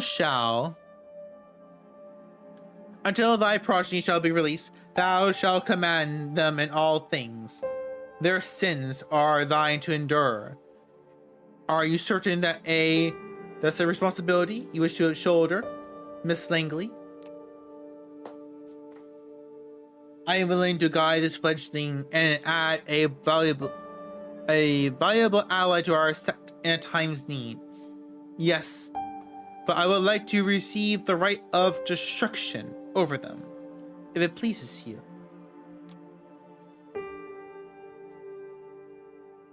Wait, right of destruction? Yeah, I want to know what that means. Wait, right of destruction? What do you mean by that? Godar's grip tightens on your arm like a vice. His other hand goes for his sword again. Sophie locks eyes with you. I will explain, but not right now. Right now, we need to wait for the prince's decision. No, we need to wait. I'm ready to pass the judgment. I shall grant you what you ask. Let it be known, Sophie Langley of the Clan of Rose will become this fledgling's patron. They shall be considered considered like sire and child. Miss Langley will take full responsibility for them, and I grant her the right of destruction if she sees fit to use it. Let my intentions be clear, however. If I am to turn a blind eye to one of the most important traditions on this occasion, I expect it to be beneficial to the Camarilla, substantially so. I hope you find this verdict satisfactory, Miss Langley. Of course, Prince. Thank you. Very well. She turns to you. What is your name, child? Should I use a nickname? Hanyo.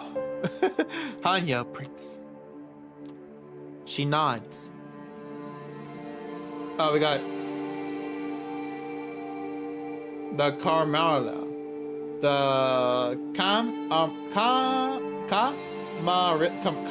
Camarilla, a major sect of vampires devoted primarily to maintaining the Masquerade through influence and manipulation of mortal society.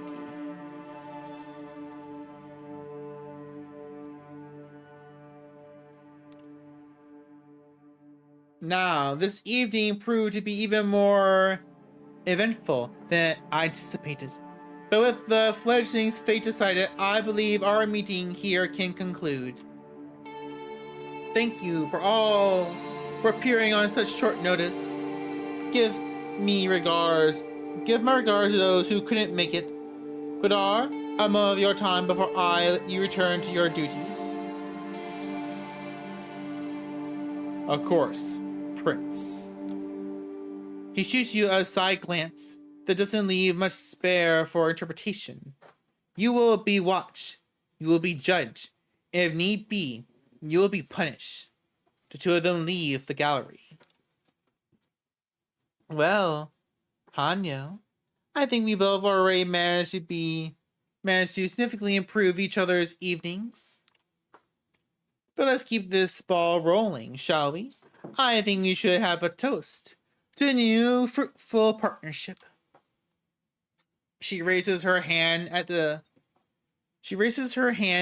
one of the well-dressed concierges who have now reappeared in the showroom to refill the guest glasses. The conventionally handsome man approaches with a carafe of liquid. He pours into two tall glasses. It's blood again. That much is clear. You're in two minds about drinking it, but the memory of last night's hunger makes you wince. You take a tentative sip. You expected the same blandness you tasted a few hours ago, but this one But this one you can actually savor. It's smoky and warm, making you think of a cozy cabin in the woods. It does strike you as a strange image of your mind to jump to when drinking human blood. But it is what it is. You never tasted anything like it. Do you like it? I think NYC caterers have a very gorgeous idea of what good blood should taste like. Apologies, you must have so many questions while we're on topic. Perhaps you should start with those related to substance. I have to torment the dog while we're reading this. You want your little duck? You want him? You want him? Go get. Go get. Go get.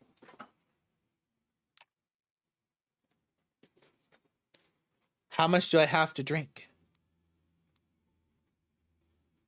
Does the taste of blood matter? Which one should I do? All these are pretty good. How much do I have to drink? That's a very useful thing to know. Where do you get blood? Does the taste of blood matter?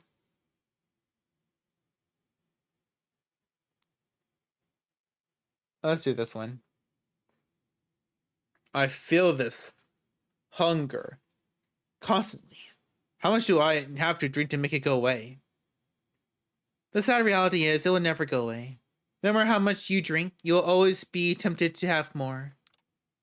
Unless you consume someone wholly, to the last drop, paying for temporary relief with their life. But that is a one-way road to losing your humanity. Best start by just taking a single sip from a vessel. Be prudent. Hot, fresh blood will be more satisfying than most anything they serve in a fancy glass. But it can make you more ferocious. As to how much you should have, depends if you're frugal. You can survive many nights without a single drink, but it's risky and will tempt the beast. That's part of our curse. Tomorrow I shall take you hunting, and we will explore this topic further. The blood you're having tonight should be enough to keep you happy for now.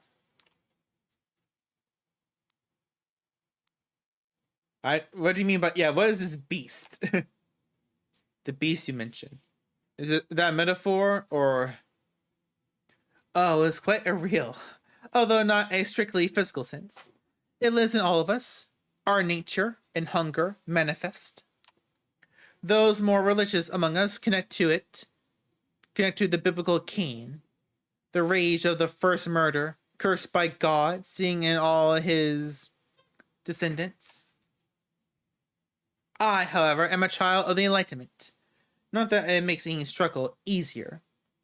I have to be wary like every other kindred in this city and beyond. Individual kindred each have a unique relationship to their beast. What yours is going to be remains to be seen. But you do not need to keep it under control. Each outburst endangers not just you, but also the masquerade. The concierge returns, asks for permission to intrude, which Sophie gives with a polite smile and leans in to whisper in her ear. You note that the gallery is now almost empty. I'm being told the gallery is just about to close, but we will have quite a lot to discuss. We'll go to one of my apartments. The jalopy is waiting downstairs. Come. The smile she puts on makes you remember last night's encounter in the showroom. A summer eagerness to spend time with this person overtakes you momentarily, and you follow her outside. Your sixth sense tells you she's an artistic soul too, and you unwillingly start Add device. What the freak is this? I do not have Prime or Prime Audio. Get off my computer. Your sixth sense tells you she's an artistic soul too, and you unwittingly start projecting good qualities onto her. Sophie leads you to a luxurious silver Rolls Royce and invites you to sit in the back. The chauffeur, a broad-shouldered, clean-shaven, middle-aged guy, starts driving immediately. Where did we leave off? I believe I started telling you about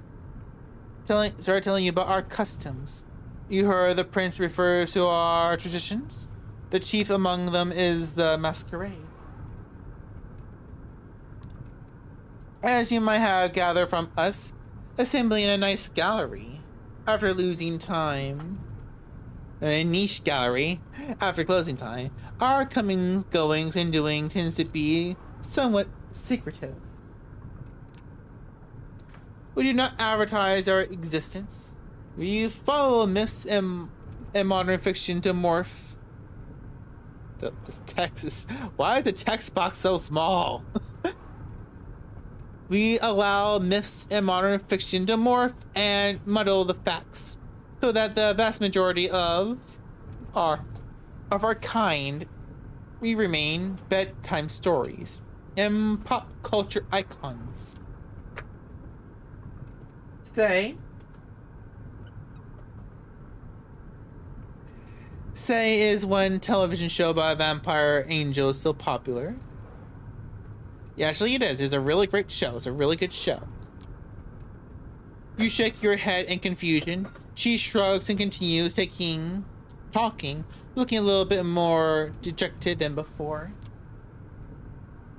Our Celestine ways help us remain safe. Allow us to explain why the occasional trip up in the rational minds of 21st century humanity and dictate much of our interaction with mortals.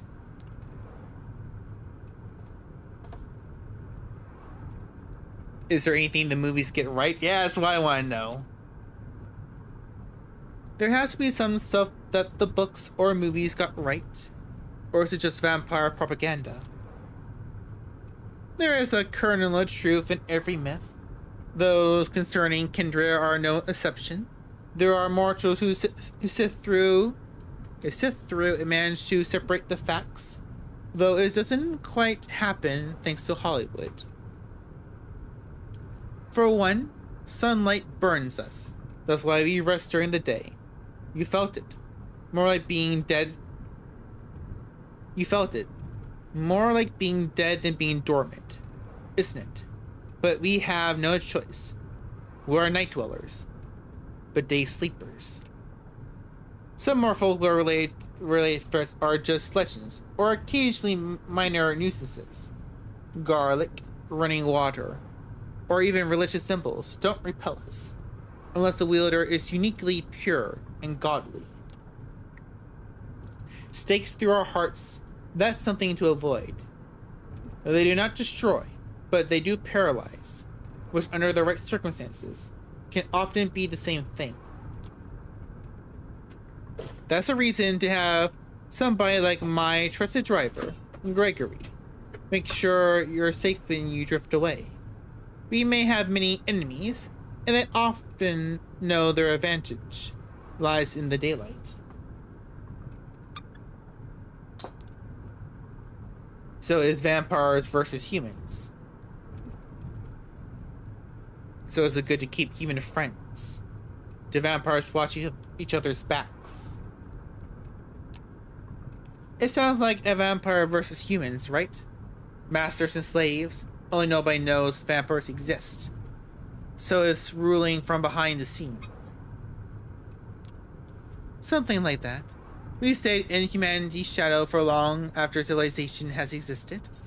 Anytime the Kinder felt too secure, too complacent, we suffered great losses. So we need to keep the kind. The kind, even those close to us, under strict control, or forfeit them in favor of our other kindred. Our sect offers some safety in Carmelada? I know that word. I can't say the word, but often not enough. Long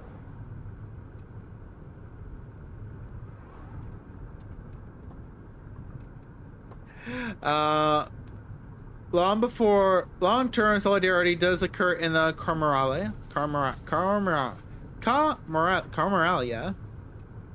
but we are a very politicized organization by necessity. Loyalty is your sire. Loyalty is to your sire, to your prince, and to the sect.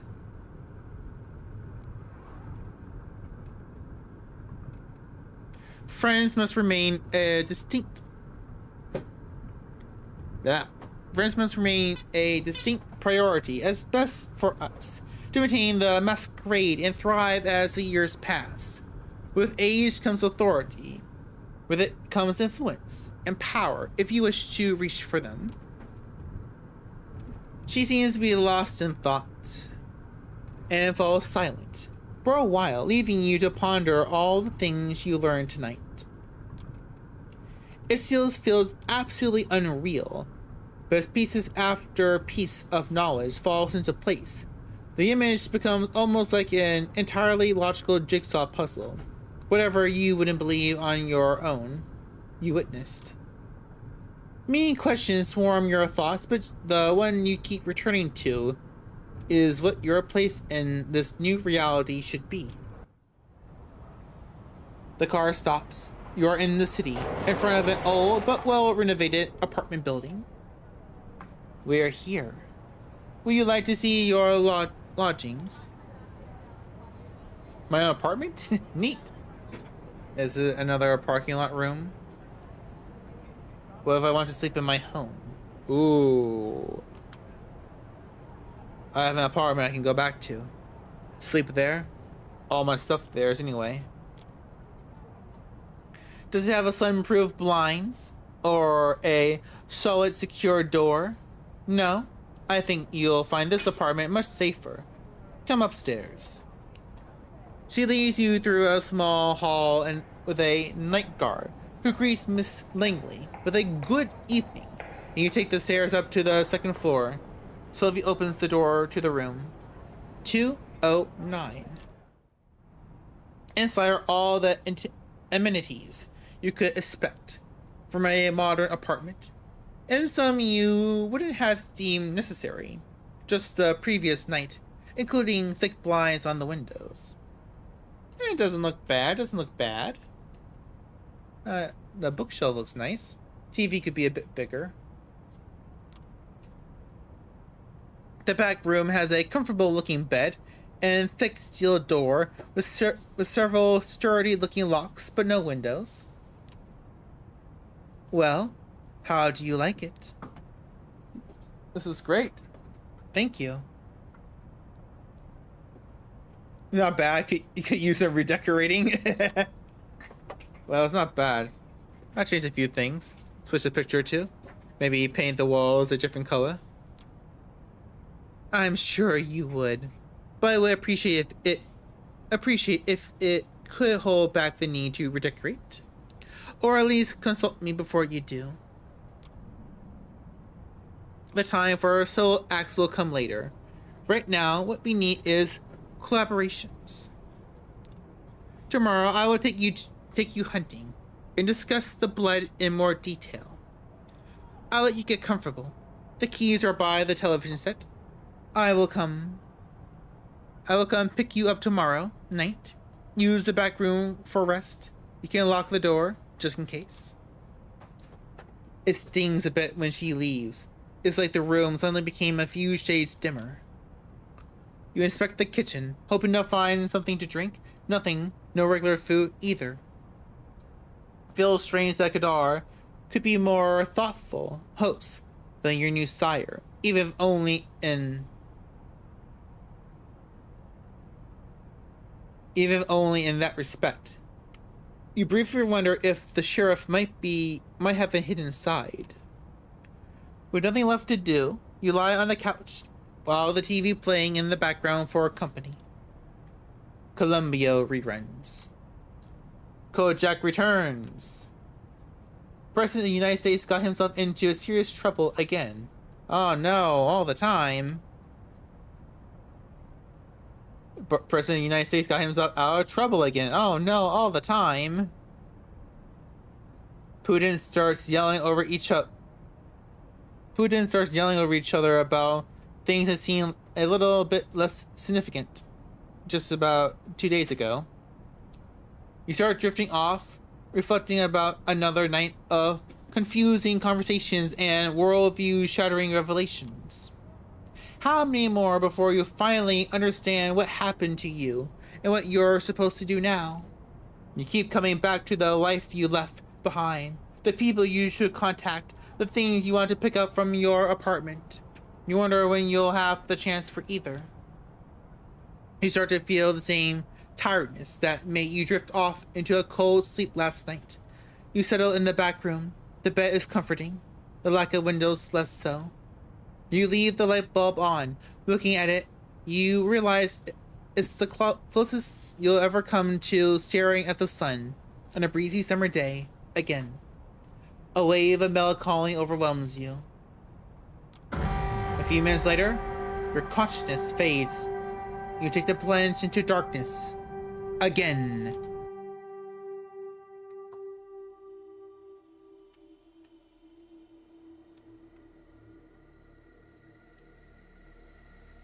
Oh, wait, can I play with this? There's this little thing. Where's it going? There we go. Look, there's this little thing right here. Like it. I thought I was tipping it, but I guess that was just a game. Alright, so let's go through all these words real quick. I got a lot. Fledgling. This should be common for any vampire avid fan. A newly created vampire, still under their sire's protection. Prince. A vampire who has claimed a given expanse of domain as their own, generally a city, and supports that claim against all others. The term can refer to a kindred of either sex. The hunger. The urge to feed. For vampires, the hunger replaces all other drives with his own powerful call. The vessel. A source of blood for substance or pleasure, primarily mortals. The beast. The camarilla term for vampires as a whole, or a single vampire. According to rumor, this term came about in the 15th or 16th century, after the Anarch Revolt.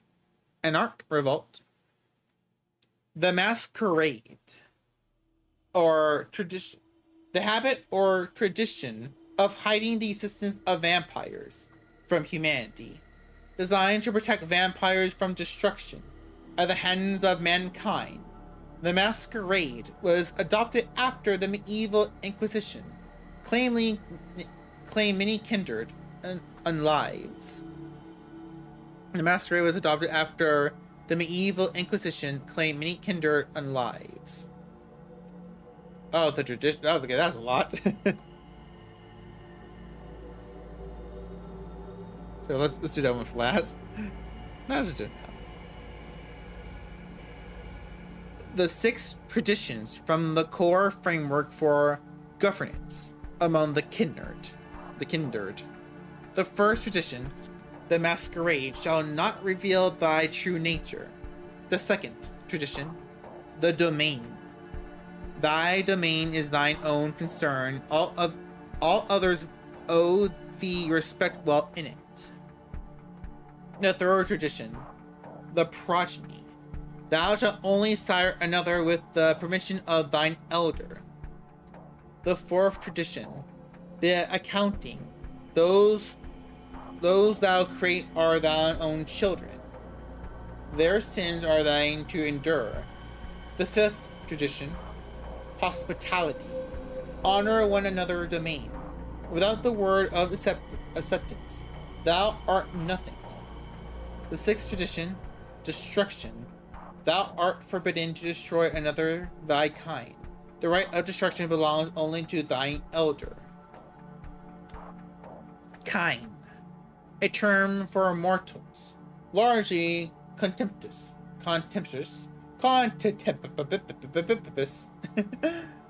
The phrase kindred or kind refers to the world at large, everything.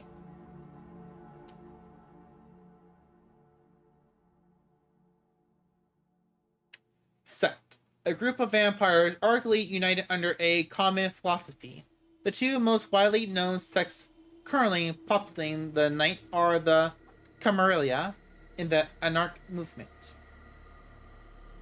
Sire. A vampire begetter, the kindred who created them. Sheriff. The sheriff ensures that the traditions and the decrees of the prince are obeyed, hunts down violators, and delivers just punishment. In the case of minor violations, or known enemies of the Camarilla, the sheriff is usually authorized to act as both judge and jailer, executioner, but when it comes to greater offenses, they will deliver the accused to the court to be judged.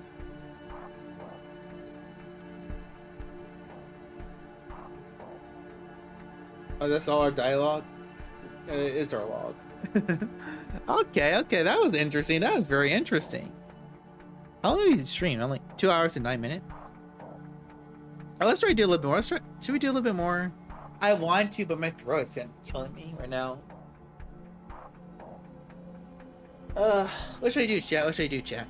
Should we keep going for a little bit longer, or should we stop for tonight? I want to keep going because this is the last time I'll be able to stream until probably next Wednesday. It would be like a whole week, probably.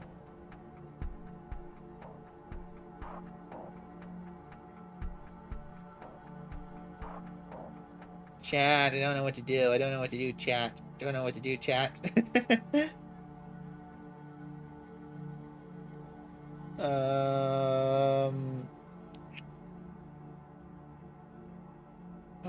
I still need to take Big Girl out.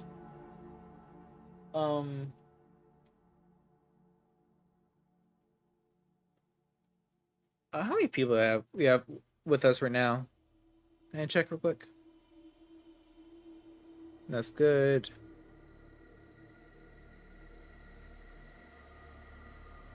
And over here we have...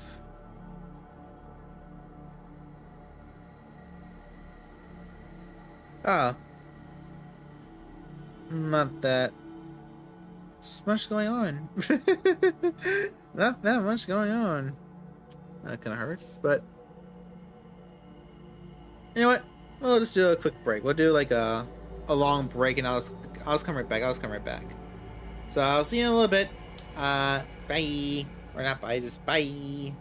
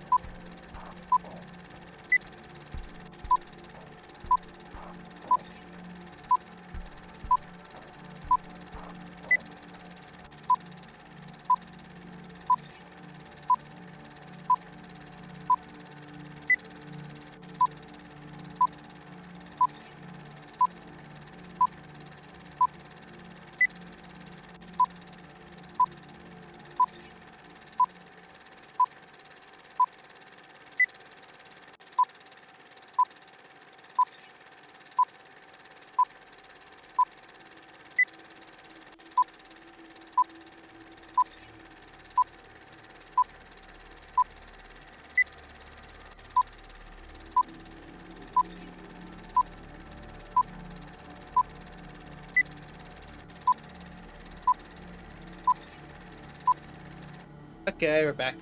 That was a long little break. Turn the lights back off to set the mood. It is 10 o'clock in the night. You should be tired.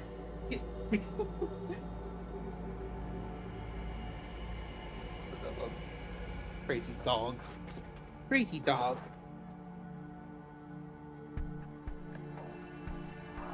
Okay, where were we? Oh, that's right, we're still in the dictionary or whatever part.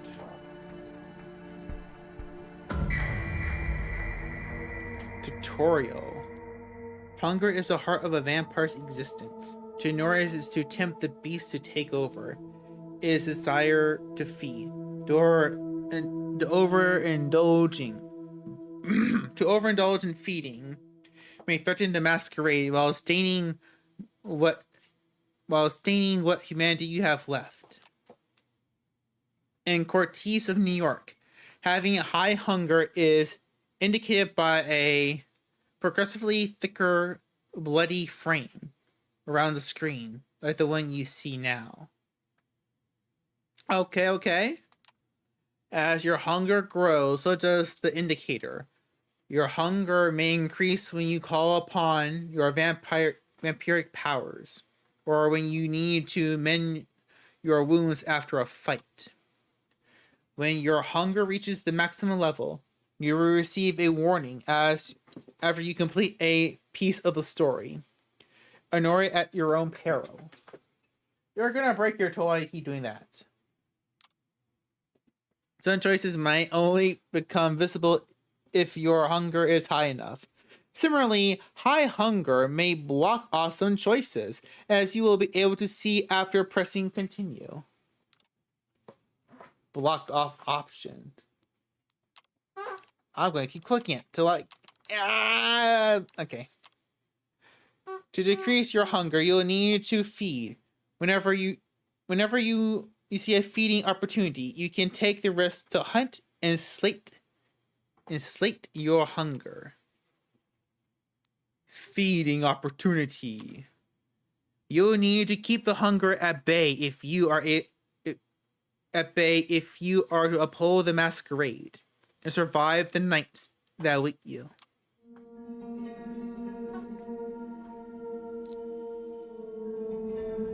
You open your eyes. It was our second day as an immortal. The bed isn't warm. The room is filled with artificial light from the ceiling. The solid metal door is closed. Normally, you stretch for a bit. On some mornings, you probably throw the quilt over yourself and snooze a moment longer. But that was before. The way you look up now, you are fully conscious. No grogginess, nothing weighing you down, just the nagging need in the back of your head. Hunger. Not as severe as last time, but unmistakably there. You get up and open the door to the main room. A digital clock on the TV shows you the time.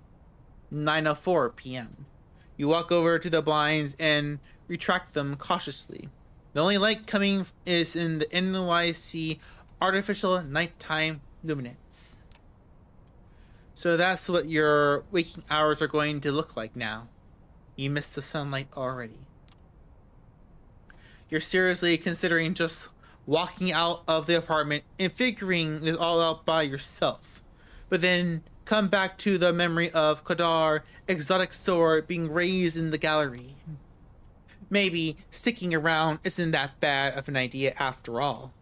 You keep jumping channels for around half an hour and then switch to streaming services, almost as if the universe has a sense of irony. You catch True Blood and the flood of recommendations. The doorbell rings. It's Sophie. Good evening, Hanya. Slept well? Like a dead man. Or it's not exactly sleep, right? Ah, darn it, I'm gonna hit the other one. Can I go back? Can I go back? No. Curious wording, but not far from the truth, I suppose. No use in dwelling on it, I think. You'll agree with time. You made the right choice yesterday. I can teach you many things about yourself, your blood, its desires, its power. We will begin tonight. You are hungry? Yes? I'm sure you are. Our kind always is. There is only one remedy. The blood. The drinks we had yesterday at Elysium are not the usual way to slake your thirst. So tonight I will assist you in your first foray into hunting. You need to learn to sense the kind of blood you desire, to understand how you can use the kind's vulnerabilities to your advantage. I'm ready to learn. No more freebies? Ready to learn. Predator and prey, huh? Grim. So let me get this straight. We are predators. Humans are prey? That's pretty grim. I know what you feel. Remember the notion. But you will inevitably grow beyond it. You know, you need blood to thrive. But there are many ways to take it. Some more humane than others. You will find that drinking moderate amounts of it regularly will keep the hunger and the whispers of the beast away. You might think yourself monstrous, but there is a balance to be found here. The kiss gives the kind pleasure. You might remember this from your own embrace. Some even call it addicting to sensation. But if you do it right, they tend to misremember your feeding. After all, vampires do not exist. They are myths, fairy tales, pop culture mainstays, correct? She gives you a sly, knowing smile. That is why the masquerade is so important, even more crucial when you feed. How do you avoid being seen? How do you cover your tracks? How do you select a victim? Biting people leaves marks, right? And the victims remember your face. You shouldn't concern yourselves with leaving marks. These are easy to conceal. You just need to bite carefully and then lick the puncture close. That's all there is to it. As for being remembered, like I mentioned, the kiss is ecstatic experience. So kind can barely recall the details. Even when they do, the city is enormous. You could spend days on the streets and not see the same face twice. Use that to your advantage. Feeding from the same area repeatedly can be dangerous, but by dancing can be dangerous. But by branching out, you risk the ire of other kindred, on whose domains you trespass. Luckily for NYC, is more forgiving in this regard. New York is somewhat of a unique position. Many of its neighborhoods remain contested or unclaimed. The reason for this is a lesson for another time, but keep the following in mind. Take opportunity to feed when they present themselves these upcoming nights, as long as you hunt cautiously and respect the masquerade at all times. You should be fine. To wit, I want you to join me for a trip tonight. Come downstairs. Gregory is waiting for us. The busy street is filled with air. The busy street fills the air with traffic noises, pedestrian chatter, and a mix of smells that disorientate you momentarily. These warm bodies contain what you want, what you need. You catch yourself. Do you really just think of these people as mere sources of blood? It takes a nudge from Sophie to break your train of thought. Her driver opens the door for her and then tips his hat to you, gesturing to the back of the car. The car casually joins the somewhat thin New York traffic. It's still busy in a way only one of the bigger cities in the world can be, but compared to the daytime commute, it's a pleasant drive. You barely have the time to gather your thoughts and formulate new questions before the car comes to a stop. You're among the tall skyscrapers that make up Manhattan's iconic skyline. You feel a pang of emotions as you realize this is where you took part in the exposition just 2 nights prior. Some address in Same address, and you suspect same hall. To what ends it's just been repurposed for tonight. Ugh, I can't I can't talk right now. Maybe I should just ended the stream earlier. Come, Hanyo. Park the car, Gregory. Will you? The driver nods, and Sophie gets out. You join her, and the two of you walk through the glass doors together, then take the elevator up. You first notice an empty stage with the instruments of a string quartet in the back, then taking a few dozen chairs in front of it. The concert seeming concluded, the patrons, all smartly dressed and posh, as spread out all over the hall.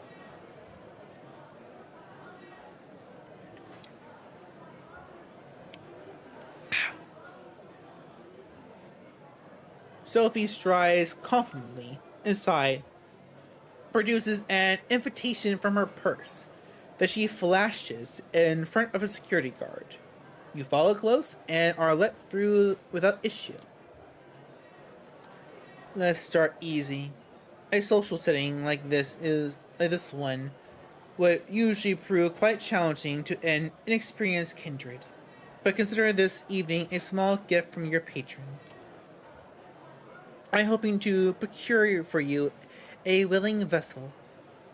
Just remember what I told you about taking small sips. This one I have a soft spot for. Don't damage her. Now let's see here. Ah, there he is. She notices somebody in the crowd, flashes a heart-melting smile, and suddenly even you feel drawn to her. You haven't thought about it before, but is laid clear before you in this moment. Sophie is beautiful. Just looking at her is a privilege. Just being with her makes you feel elated. Elated? Everybody in the crowd, but especially the man who almost tipping over himself to reach her, clearly agrees. Edgar, I am so happy to see you. How is your daughter? Is she with you? Or is... Oh, there she is. Julie, my girl, come over please. There is somebody I'd like you to meet. The young woman who walks across the hall can't be more than 19 years old. It's clear from her mismatched earrings and the partially faded purple hair dye that she doesn't fit in this crowd. Julie, this is Hanyo. I think the two of you should get acquainted while I talk business with your dad. Awfully boring stuff, I assure you. I'm positive you'll like each other. The girl gives you a shy smile and nods towards the balcony stairs. You fall, somewhat unsure what it is exactly Sophie expects you to do. You reach a secluded space from which the entire lobby is visible. All eyes are on Sophie. They listen intently, then laugh when she does. Julie saves you the trouble of figuring out the next step. If you're with Sophie, then I guess you're, I mean that you know. She puts her wrist to her lips and gives herself a theatrical nip, then looks to you, embarrassed but also hopeful. Yeah, I do. Yes, I do. She takes off her jacket, unbuttons her sleeve, and rolls it up. You see a tattoo of a cat in a astronaut suit. one feline eye twinking at you. It is pretty cute. That is a cute tattoo. There, just enjoy. A perfectly awkward smile and a blush. Drink from Julie. You take her forearm in your hands. A quick look around confirms nobody's watching and no security cameras cover this area. You bite down gently. It's surreal. She's just given you her blood of her own violation. How? Violation? Violation? How is this possible? What about the masquerade? You need to ask Sophie. Your thoughts disappear amid the bliss. There's this just taste. Sweet, fresh, sanguine. Sanguine? Sanguine? You drink. And drink. And drink. No. Stop. Stop. Stop! You tear away from the girl harder than you wanted. Still, the bite leaves just tiny punctures, almost as if by instinct. You lick them clean, and the two holes become concealed, just like that. Julie is now leaning on the wall, pale, wobbly, on her feet, but happy. She lets out a dreamy sigh, opens her eyes, a few tears fall from her shirt, falls onto her shirt. Tears of joy. Thank you. Thank you. Please, can you walk me downstairs? Please? My dad, he doesn't know. Thinks it's a condition. Miss Langley told him so. She leans on you and requests you walk her over to a bench. She takes a seat and smiles at you. The crowd around Sophie disperses slowly. Looking at her now, only some residual awe hangs in the air. Yes, she's pretty. Maybe even beautiful, sure, but not your type. What came over you before? You walk over to her. Edgar, dear, it was splendid talking to you, but we need to get going. Give Julia my best wishes. Come with me, Hanyo. Gregory is waiting for you out front. It's only in the car that Sophie addresses you. I can tell from your look that you took the opportunity. Good for you. That girl's exquisite, don't you think? You wouldn't tell by her demeanor, but she has so much passion. It brings out a unique bonnet? It brings out a unique bonnet? Bonnet? Bonnet? In her blood. Her blood was delicious. She knows who we are. I feel like it took advantage of her. Well, she didn't want it. It's not really taking advantage, like technically, but she knows who we are. Her blood was delicious. Focus on the blood. She was something else, to be sure. Delicious. I could barely stop myself from drinking more. I'm glad you did. She's one of my favorites. Consider tonight special in this regard. I do not share her with just anybody. Time for next stop. Training wheels off, this time. Gregory. Flushing Meadows, please. The driver takes the car over to the Williamsburg Bridge. You settle your thoughts. What did you do to the people back there? Alright, train wheel, blah blah. No, yeah. Can she glamour? Can she like? Is it like telepathy or something? Those people back there at the hall, they were all entranced. Even I was under your spell. What was that? She smiled with satisfaction. That old trick? Just the blood doing my bidding. We all have our talents. Some of them come from the legacy we inherit from our sire. Others can be learned with experience. I can sway people or make them fear me.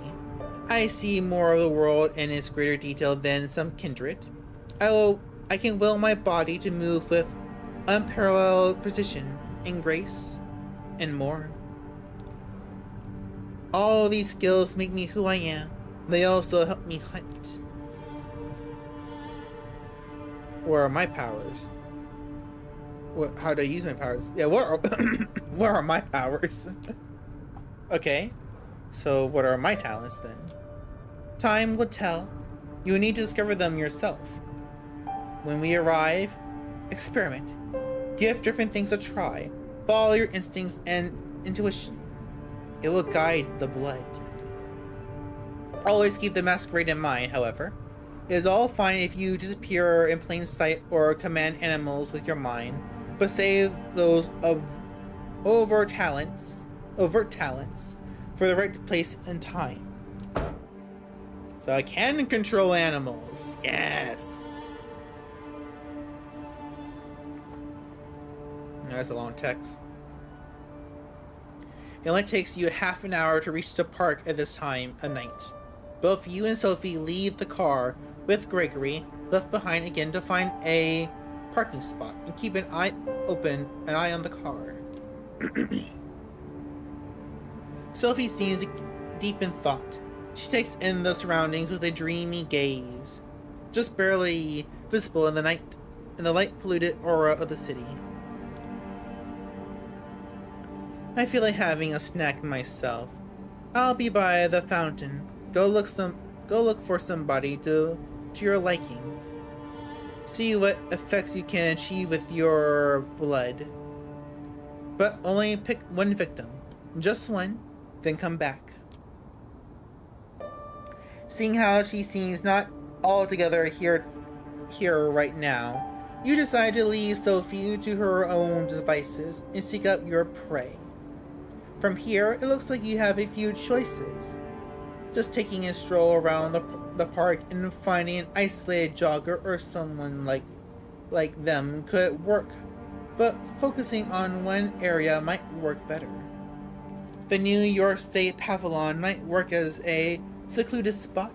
There's a skate park nearby, and worst case scenario, there's bound to be some unfortunate wino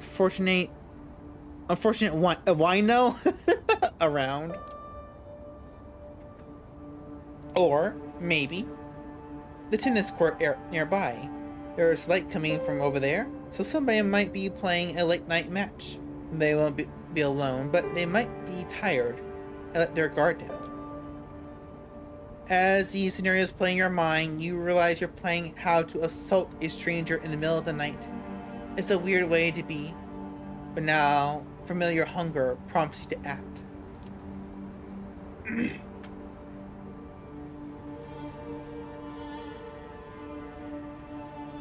Let's go searching around the park. You start walking. The park's many avenues must hold a good spot or two for a predator like yourself. You pass two soccer fields and circle around where the Fountain of the Planets once awed visitors with its spectacle before coming across an opportunity. A woman, a small duffel bag on her arm, is making her way through the park in a hurry. She doesn't seem to have noticed you yet.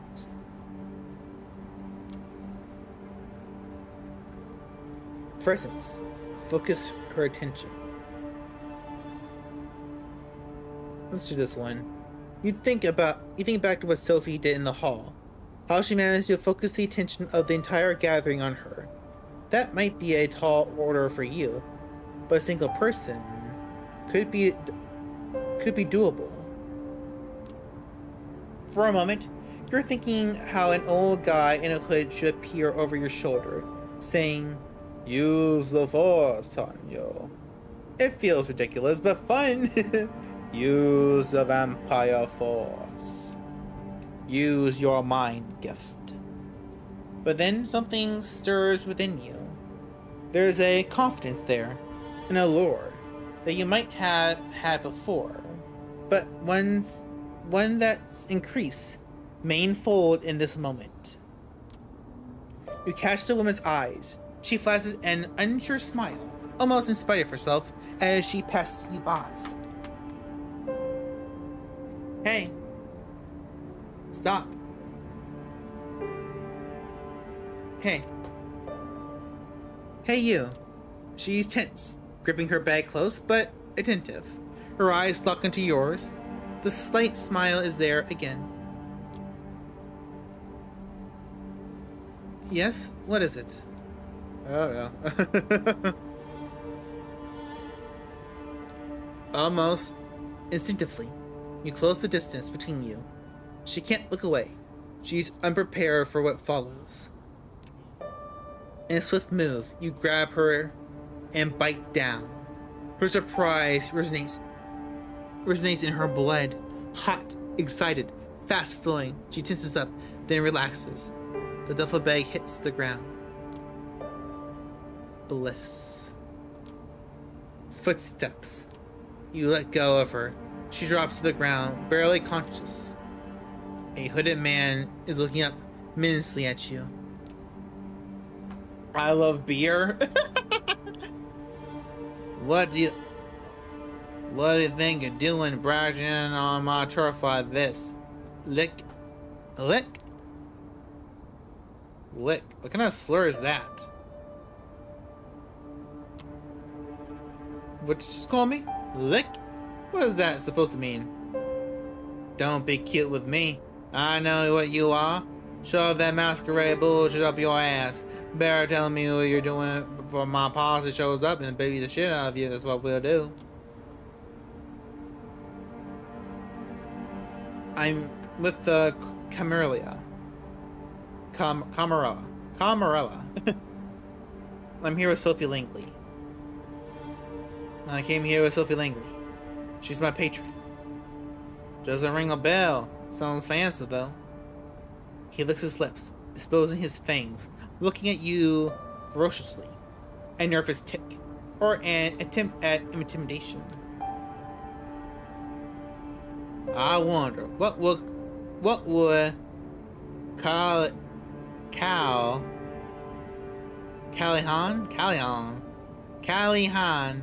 do to you if I brought you in, huh? Break your shins, leave out to be kissed by the sun? Oh, concrete shoes maybe? Be old school like that. Attack him. Call for help. Run back to Sophie. Fast. Oh god. Call for help now. I'm gonna try too much attention.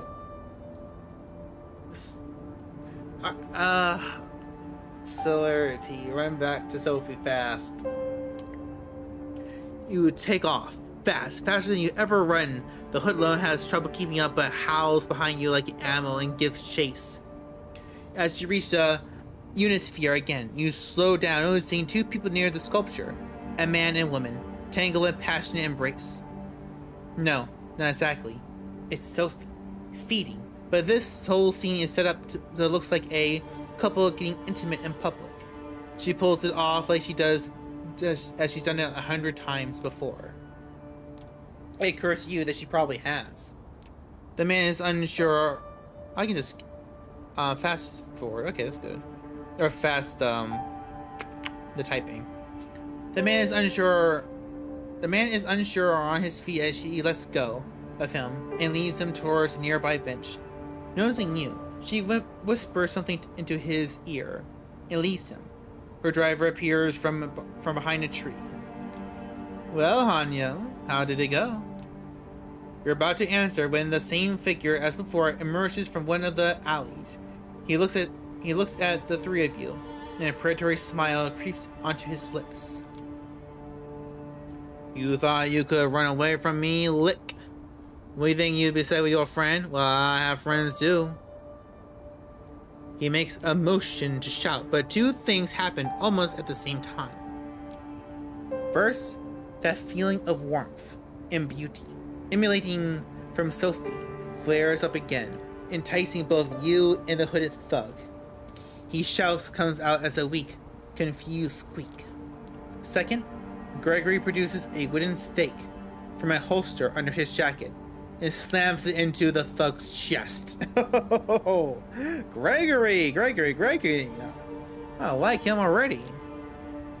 Just like that, in a few seconds, the posturing vampire is down on the ground, paralyzed. I see you made a friend, Hanyo. Curious. Choice to have company, I would say. Who is he? He knew I was a vampire. He said I was on his turf. He mentioned a Kalihan. He said something about presenting me to somebody named Kalihan. Ever heard of him? She looks shocked for a split second, then recovers her regular countenance. Yes, I know. Yes, I have. This woodland is an arc. An arc? Then, curious, Coronal Park has not been claimed by any kindred, last I checked. Let's go to the car. We'll put him in the trunk and present him to Quadar tomorrow night. I'm sure he'll be delighted to make this unbound acquaintance. Gregory carries the staked vampire and dumps him in the car trunk like a mannequin. It's a strange sight, and you're quite happy you're not in this poor fucker's shoes right now. It's almost surprising that you can get away with just casually throwing a stiff into your car and driving away, but then you remember that Sophie has been doing this for far longer than you. Still, the nagging thought that anything you did tonight could have been recorded on a CCTV camera, or picked up by a rando with a half-decent smartphone and streamed online, fills you with dread. Hunting and using your abilities is a dangerous business. It's clear that this whole being a vampire thing has about as many caveats as it has perks. You're taken out of your headspace by Sophie's voice. I will pick you up tomorrow night, same as tonight. I have business to attend to at Elysium. I expect you to accompany me. Plus, our friend here in the back needs to be properly introduced to Kodar. And the prince, I'm sure will have some interesting things to say to the court. Her voice is cold, cruel, and nothing like the enticing personality she showed at the gallery earlier tonight. Sophie is clearly a woman of many faces. What's going to happen to him?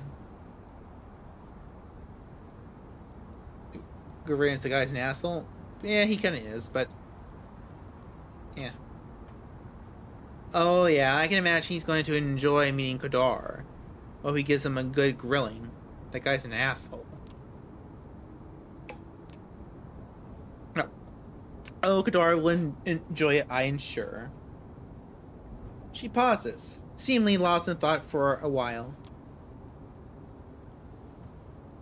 You haven't told me how your hunting went. Getting the hang of it, I will hope. It'll take some getting used to. I need time to get used to it. It doesn't come naturally. It will, with time. You need to think about it less. Hunting is the one scenario in which you'll do well if you trust your instincts. In moderation, of course. She seemed distracted, not all there. Her thoughts drift and the car remains silent until you reach your apartment. We will pick you up tomorrow evening. Good night. Just like that, without any further courtesy, Sophie leaves, driven to her apartment by Gregory.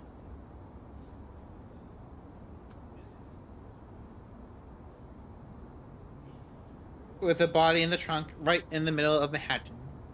Did you cross paths with situations like this in the past? Unknowingly? What other secrets did you pass on the streets without knowing their true nature? Your haven is just as you left it hours ago, although the sun won't come up for some time. You feel tired. You learned something about yourself today, and it will take time to process. You're not in the mood for television, and the few books on the shelves in the apartment are either in languages you don't speak or sound like boring read. Nothing left to do but rest. You settle in the back room, lock the door, A moment of hesitation, but then a decision. This time you turn the light off. You think back to Julie. How many people in the city know about this vampire society?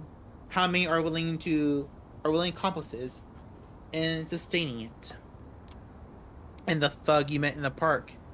If he's not Camarilla, then what is he? How does that work? More questions.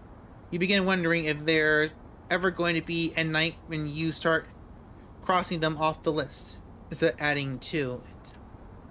You close your eyes. You sink into the now familiar void of nothingness. It greets you with open arms, like an old friend.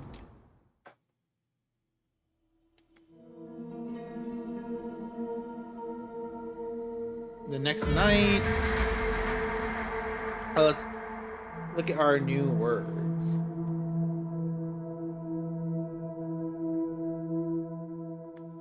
Elysium. A place where vampires may gather without fear or of harm. Court functions in Elysium are strictly kept apart from mortals and surrounded by secrecy. But the Elysium building itself could be a public museum, a gallery, or club. Berghain is an anarch Elysium. The Lorve is a Camarilla Elysium. The kiss. An act of drinking blood, usually from a mortal. The kiss causes feelings of ecstasy in those who receive it. The embrace. The act of transforming a mortal into a vampire. The embrace requires a vampire to drain her victim and then replace that victim's blood with a bit of her own. Domain. The area of a particular vampire's influence. Princes claim entire cities as their domains, sometimes allowing lesser vampires to claim domain within. Lick.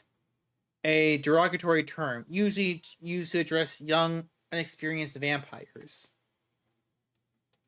The Anarch Movement.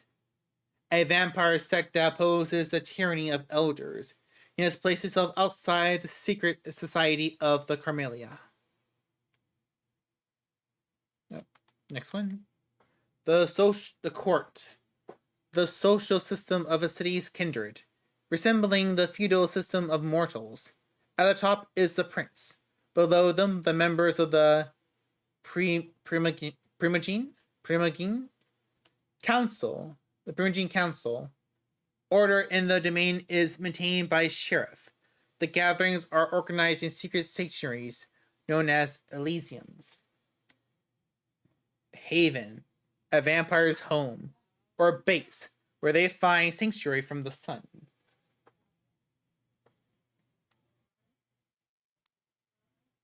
Oh, 1 second. I'll be right back.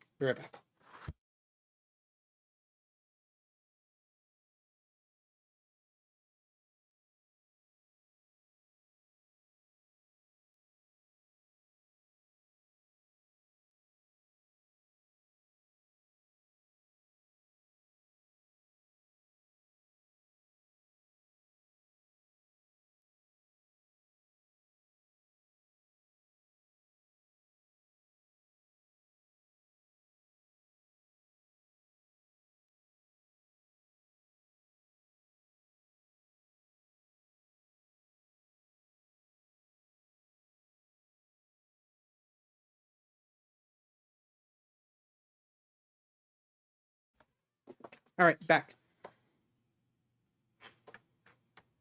You open your eyes. It is pitch dark here. The blackness of a coffin drifting in the abyss. Wait, we have a coffin or a bed?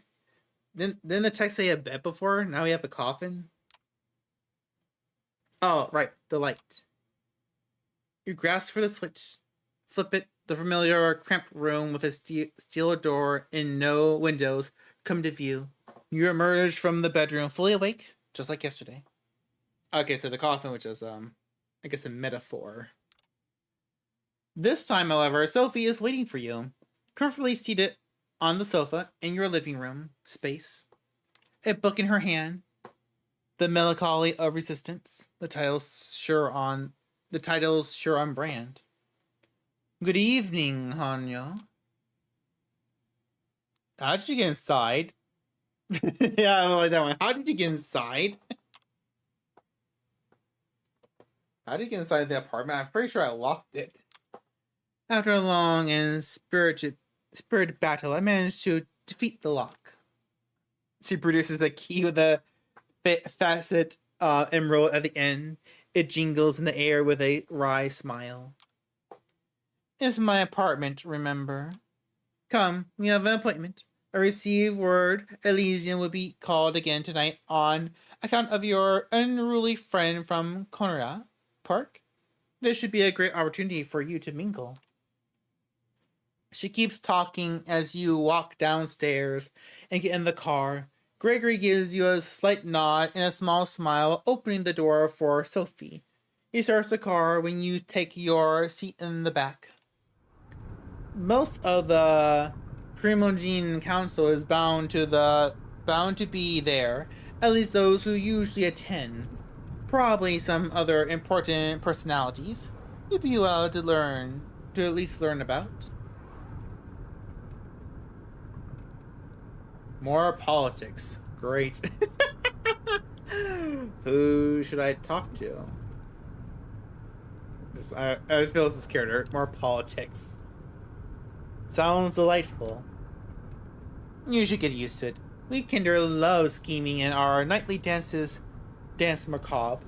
Here in New York City is relatively local and harmless, all told. Times are changing, though. She stops herself and seems to be gathering her thoughts for some moments, while shooting you a scrutineering glance in the rear-view mirror. There are powers at play in there are powers plays in motion. Decades, even centuries ago, which only now are bearing fruit. Being immortal gives us plenty of time to think about our next move on the chessboard. It wouldn't hurt to start thinking about yours, as long as you discuss it with me, of course. At any rate, you should behave yourself tonight. Remember what I told you about reflecting on me as your patron. Have a reputation to uphold in the court. Do not tarnish it. There it is. She might have saved you. She might be protecting and teaching you, but it's clear what she's really concerned about. Her own interest. You step into the art hole with something of a bad memory. Last time you were here, your entire world had been turned upside down and your existence nearly ended. But tonight, there is very little outward hostility. Yes, Guidar gives you a look that's definitely intended to remind you of your own place, but the prince, also in attendance, seems pleased to see you. Welcome, Sophie. Hanya, did you get that right? Did I get that right? Good evening to you both. I understand there is somebody else you wish to present to the court tonight? Yes, Prince. They will be joining us shortly. My assistant is retrieving them presently. This better be worth the prince's time, Langley. The prince gives Guidar a cold glance. Forgive the sheriff harshness. He is in a particular foul mood tonight. Something to do with Hanyo's begetter indulging his grasp, I believe. Ouch! That must hurt his ego. Even if his only reply is a cold smile. The mention of your sire makes you feel a pang of emotion again. Whoever he was, he left a lasting impression. One reinforced with your visit to the show space last night. That's the past. Right now, though, you're back in the gallery and are reminded of your sister instead. Emma frequents this place. Is she aware of these clandestine meetings in the after dark? The flaring up of whispers in the gallery hall breaks you out of your thoughts. Gregory enters the room. The jumpsuit clad inert vampire still socked on his shoulder. The show's about to start. Sophie Driver places his charge in the middle of the room and nods respectfully to Godard. The sheriff approaches the vampire and removes the stake from his chest. The captain's eyes flicker to life, and he starts looking around in disbelief. Like a cornered animal, he's backed up on all fours, keeping in circles. He keeps going in circles until he realizes he's trapped. Godard steps on the man's chest and pins him to the floor. Why? Who do we have here? Oh, fuck. Oh, shit. No, oh no, come on, don't. Silence. The sheriff takes on an aura of utter dread. His appearance is as he's the primal force of nature that's out to get you, and there's absolutely nothing you can do but shrivel in terror. The beast inside you shrieks, and you could swear it happens in unison with the instincts of some of the other guests in here tonight.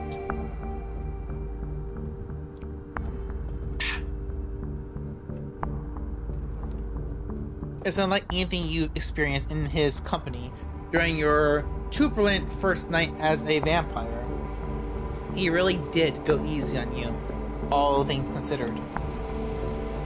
It seems like it takes all the hoodlum's willpower not to crawl into a fetal position and start crying. No, please, don't hurt me, man, don't. You and me are going to have a little talk downstairs, at the prince's discretion. Please, go ahead, my sheriff. You heard the prince. Get up, let's go. He doesn't wait for a confirmation. He just grabs the man and drags him, kicking and screaming out of the room. Conversations start all around you, some whispered, some quiet, overt. Sophie looks somewhat bored of the whole affair, her eyes wandering from art piece to art piece, clearly finding nothing to her particular liking.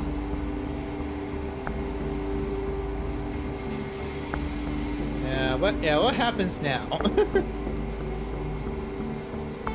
It'll be at least some minutes before Godard gets the information he seeks out of this thug. Why not mingle while we wait for him to break? Excuse me. Sophie leaves your side and goes to a corner of the gallery where a group of kindred, some seemingly pretty old-fashioned, gathered. A concierge offers you a drink. Still warm. It smells nice. Just a sip to start you off. A splash over your palate, coating your tongue and the inside of your cheeks. Nourishment. You're left to your own devices. You have a quick look around. The prince is currently talking to a dark-skinned woman that you recall seeing here those few nights ago. She's just as cold but noble. Countenance to her. A noble countenance to her. Their conversation seems to be casual. A loud, shrill laugh turns your attention to the bespectacled man who you saw with Sophie on the night of your judgment. He's making the rounds, chattering up different patrons. You feel somebody eyes on you, casually. Dressed, plain-looking man stands alone near a column, watching you. He turns his gaze away, sheepishly, when he realizes you noticed. Try talking to the prince. Confront the man looking at you. There's something about this guy. It's not that he's staring at you. Most everybody in this room has, at one point or another. It's how he does it. He seems shy, maybe even afraid. It's hard to find a secluded spot in the gallery tonight, but this guy has an entire corner of the room all to himself. As you approach, he's standing alone with no glass in hand, a worried look on his face. So, what's so interesting about me? that you've been looking at me since I came in. What was the hair? The hair! My guy. Robert Larson. Sorry, didn't mean to pry. Just seeing how you're doing. You're still in one piece. That's good. I'm glad. Your name is Larson. Or you can call me Robert. Either's fine. So, what's your role in the court? Why are you saying here alone like this? So who are you? Or are you just here for the company? Now that's a loaded question. I'm one of the Prince Panar's Persiamon. I'm here on business, in case the prince requires my insight. Usually it's so she can hear me out before ignoring me. Not sure if you're paying attention the other night, but when the prince mentioned the deafening opinions on where you should be executed or not, that was me. I was a deafener. I was the other opinion. Wow, thank you so much. That's huge. Thank you. Even if I didn't change the prince's mind. Yeah, that's usually how it goes. Listen, I don't want to be rude, and I appreciate your reaching out, but word of advice: stay away from me. Many vampires in this sect regard my position as Persiamon to be some kind of joke. You know, you talk to me, they'll notice, and they'll hold it against you. You have a quick look behind you, and you see that a few of the kindred keep shooting you curious glances. One woman in particular, a redhead, boasting a fanciful hairstyle, watches you disapprovingly. Some of them already do, I imagine. Excuse me, I need to try and get a word in with a few Persiamon members before Coteries returns. Enjoy your night. Or just the crucial looks of a few kindred to keep you company, you start thinking about who to pursue next. You know Sophie mingling with some other kindred, clearly in her element, not to be disturbed. Fedor hasn't come back yet. You can probably still find some time, for at least one more conversation. Let's go with the prince. Let's try and get to know the prince. You approach the prince, trying to stay as respectful of her private conversation as possible. She glances at you as you step forward, her scrutinizing gaze ridiculed by her companion. She addresses the dark-skinned woman before turning to you. Excuse me for a moment. Samyar? Samyar. Yes. Hanya, what is it? I wanted to give you my thanks. I want to ask about Sophie. I want to ask about the Camarilla. Sophie has told me a lot about the society, but I still feel like I'm not seeing the whole picture. What does the Camarilla How does the Camarilla operate exactly? That's a very broad question, but I suppose I can answer it with the simple terms. The Camarilla has a long history of keeping order among kindred and furthering our influence over the kind. Our principles, which we call traditions, are paramount to those goals. Yes, we learned a lot about those traditions. The sect at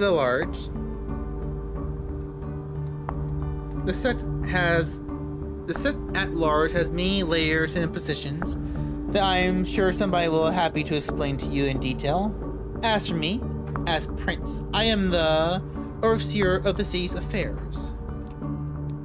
The ivory tower sometimes calls on designated Acheons to intervene in domains politics, but New York City rarely requires such aberrations during my reign. The dark-skinned woman looked impatiently at you and catches the prince's attention. Forgive me. That's all the time I can spare right now. We have some things to discuss with Samara still. Enjoy your night, Hanyo.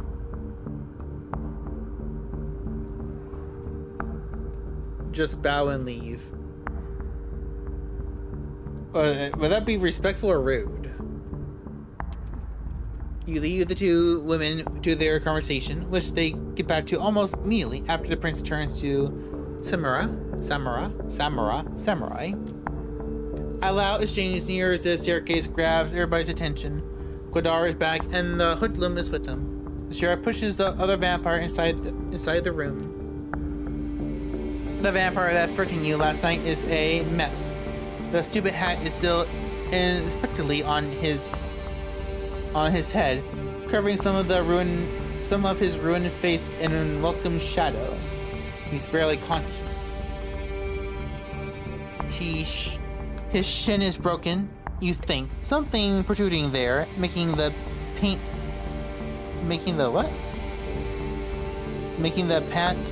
leg bulge. One arm seems twisted in a strange angle. Very little blood, surprisingly, but clearly a whole lot of hurt. Oh, yeah, I guess something. Well, Kadar, did our guests cooperate? Tell the prince your name. It's Howard. And what do you run with? Who do you run with, Howard? The Midnighters. And our Coteries, my prince. Active for some time now. Though from what this one told me, the name is about one legacy the group has kept over the years. I see. Hey, Prince, I didn't mean it. I didn't know. I didn't. A loud crank. It makes some of the guests audibly gasp as Kadar slaps desolates the man's jaw. A spray of blood creates something like a abstract piece of art on the floor. This one is guilty of threatening a member of the Camarilla and claiming a domain without the prince's approval. That alone would be enough to pass with swift judgment. But he is also an arch scum. My prince. There can only be one verdict. Final death. Do your duty, Sheriff. Unless, of course, somebody would like to play at being a good Samaritan, like our dear Miss Langley a few nights ago. The look of the prince serves you and Sophie a cruel jest. Sophie takes it gracefully, smiling and slipping her arm around yours in a strange public show of affection. Nobody says anything. The vampire Howard jumps to his feet and makes for the window.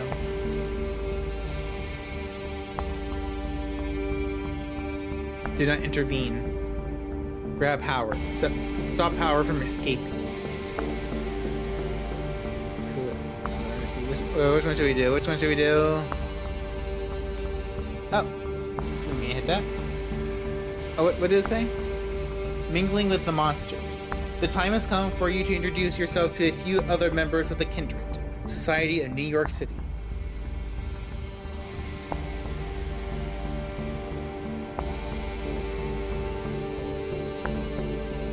Which one should we do? Do not intervene. I have our character being kind of passive. I kind of wanted it to backfire on us.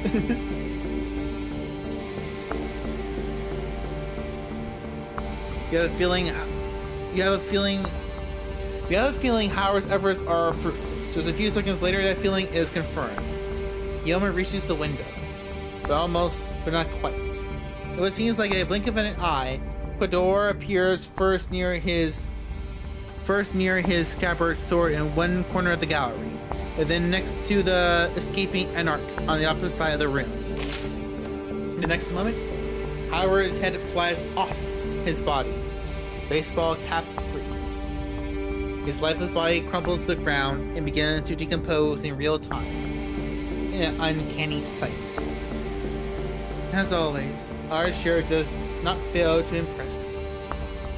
I would like to thank Miss Langley for bringing the Anarch thug to my Coteries' attention. I assume all have found the verdict satisfactory.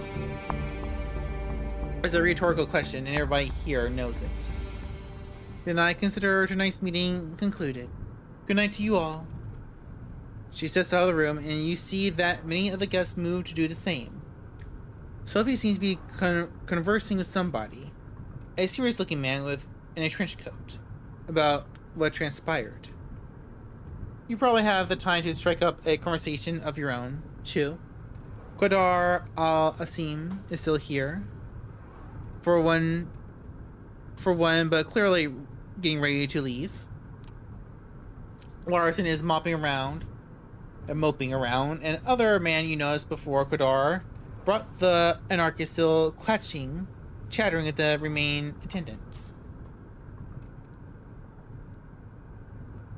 I'll talk to Qadar. He's the most interesting character so far.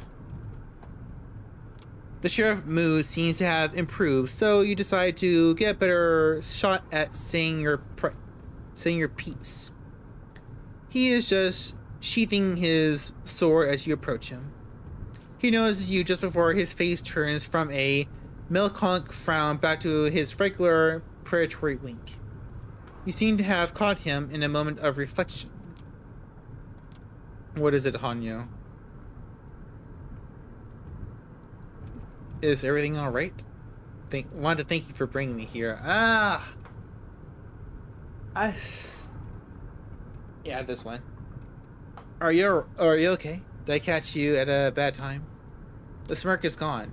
His lips are tight now. His face a mask of professionalism and restraint. I have no idea what you're talking about. This is a night like any other. I wonder, how does it feel to bring a lamb to the slaughter the way you did tonight? Do you feel any remorse? Regret? I'm going to enjoy guessing. Is there something else I'd be talking to? If there's nothing else, I'll be taking my leave.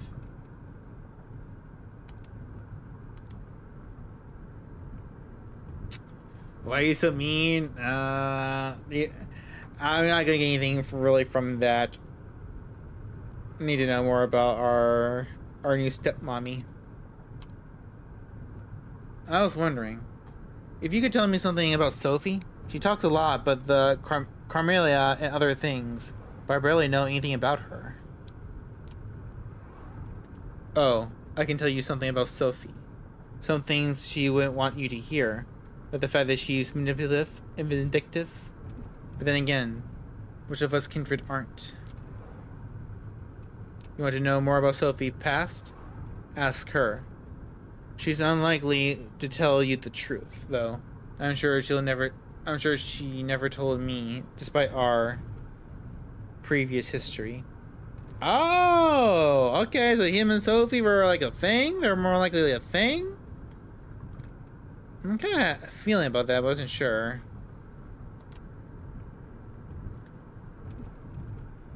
That's what we do. Fledgling. We exist. No. We exist for centuries and we lie.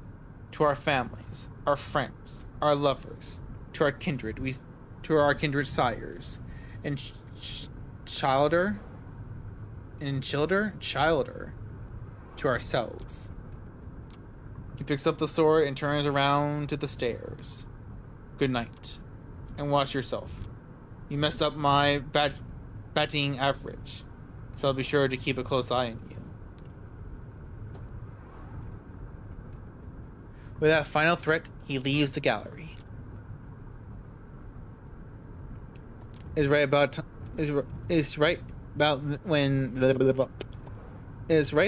when Sophie also ends her conversation and walks over to you. Interesting evening, wasn't it? Come on. Gregory's waiting downstairs. She seems preoccupied with something, and not in all in a talkative mood. It's an awkward ride back to the city. This time you arrive at another building, just 2 streets across from your apartment. She brings you upstairs, though through a very nice lobby. Please, have a seat. I shall be right with you. Ah, this is her apartment? Okay, it's nice, very spacious. I like the paintings. You take in your surroundings. The apartment is like a gallery, an old school smoking room that you've seen in some period piece once, and a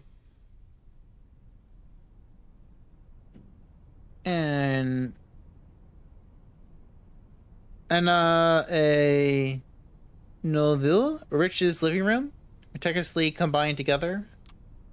I'm beginning to pronounce that. Apologies. Old habits die hard. Clearly, the sun sticks with you even after death. She drags on her cigarette and breathes out. Breathes. How is she doing that? Can you do that? Oh, yes. You might not know. It takes some practice. But you can keep smoking if you like. Other things, too. Experiment. You might surprise yourself. But did I bring you here to show off? This is where I rest these nights. That door is the back. The bedroom similar to yours. I have servants and bodyguards in addition, of course. I brought you here because I need you to trust me.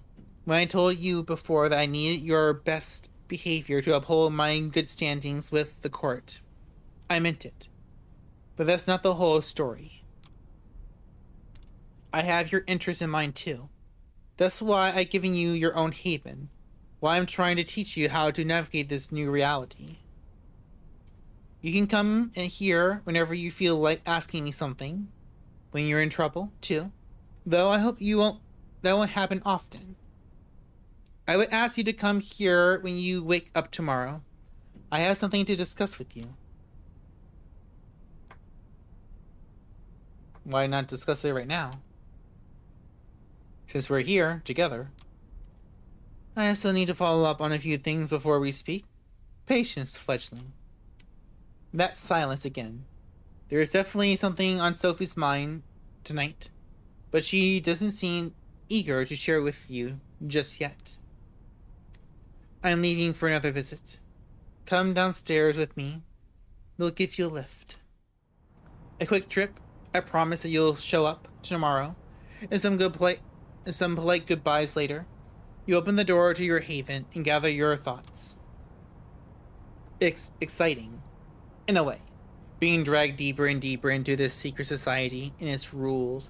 Wherever Sophie has planned for you is bound to teach you more about this thing you have become.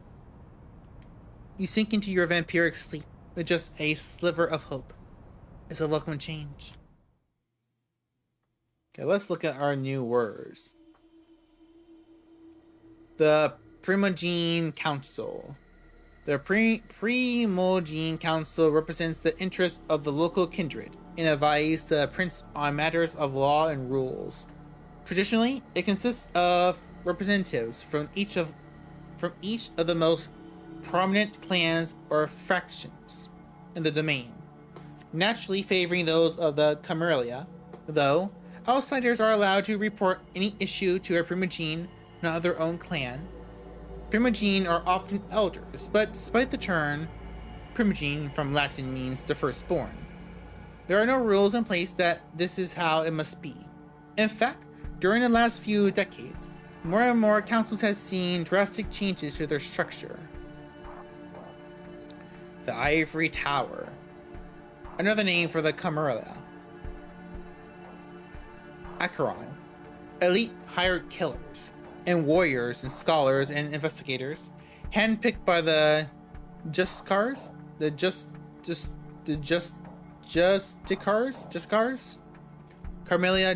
Camarilla Justice with a rare global reach.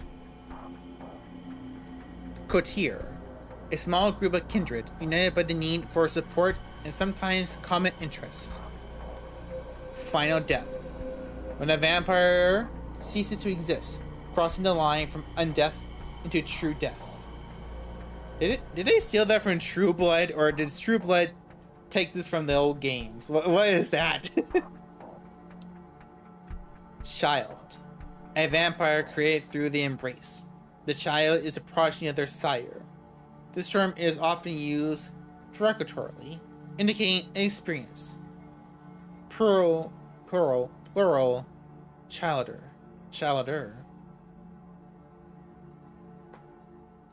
Oh, okay. What time is it? What time? Okay, we're passing into almost 12 o'clock. I think we'll stop this for tonight. I think we're gonna stop this tonight. So this was interesting. From the little pictures I saw of the game, I have a feeling it was gonna be like a visual novel.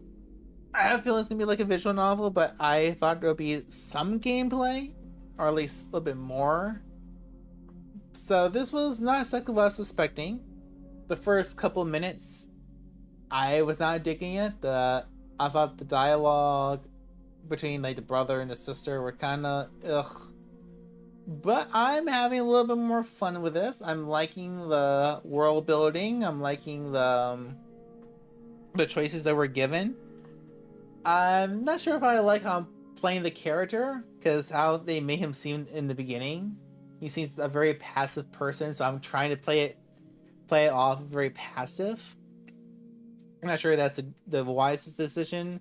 It feels kind of boring, but if I find the first playthrough interesting, we'll do 2 more playthroughs as the other characters, and we'll see how that goes before we start the next game. So yeah, this was fun. It was nice. It's been a nice little week. Going back to doing all this. It feels like I have a little bit of a pep in my step. I'm not sure why. But this has been great, guys. Like I said, I'm not sure if I'll be able to do anything next week because I'll be kind of busy with IRL stuff. Oh, let me see something real quick. Yeah, I technically won't be free to do anything till like exactly a week from now. But I'll try to do a stream on Wednesday. Maybe Monday, but I'm not sure I'll be able to. But yeah, this was fun. That's like I said, not exactly what I was expecting from this game, but you know, it was a nice surprise. So I'm gonna end this out now. There was the new Scream, the new Scream trailer did pop out. I might do a reaction to that. Might record that later in the morning or sometime soon. Probably won't get done. Probably won't be posted for a minute. I'm not sure. But yeah, I'm gonna go. I'm gonna rest my voice because my throat kind of hurts. So I'll see you all later. Have a good night or evening or morning, wherever you may be in the world. And I will see you all next time. Bye bye.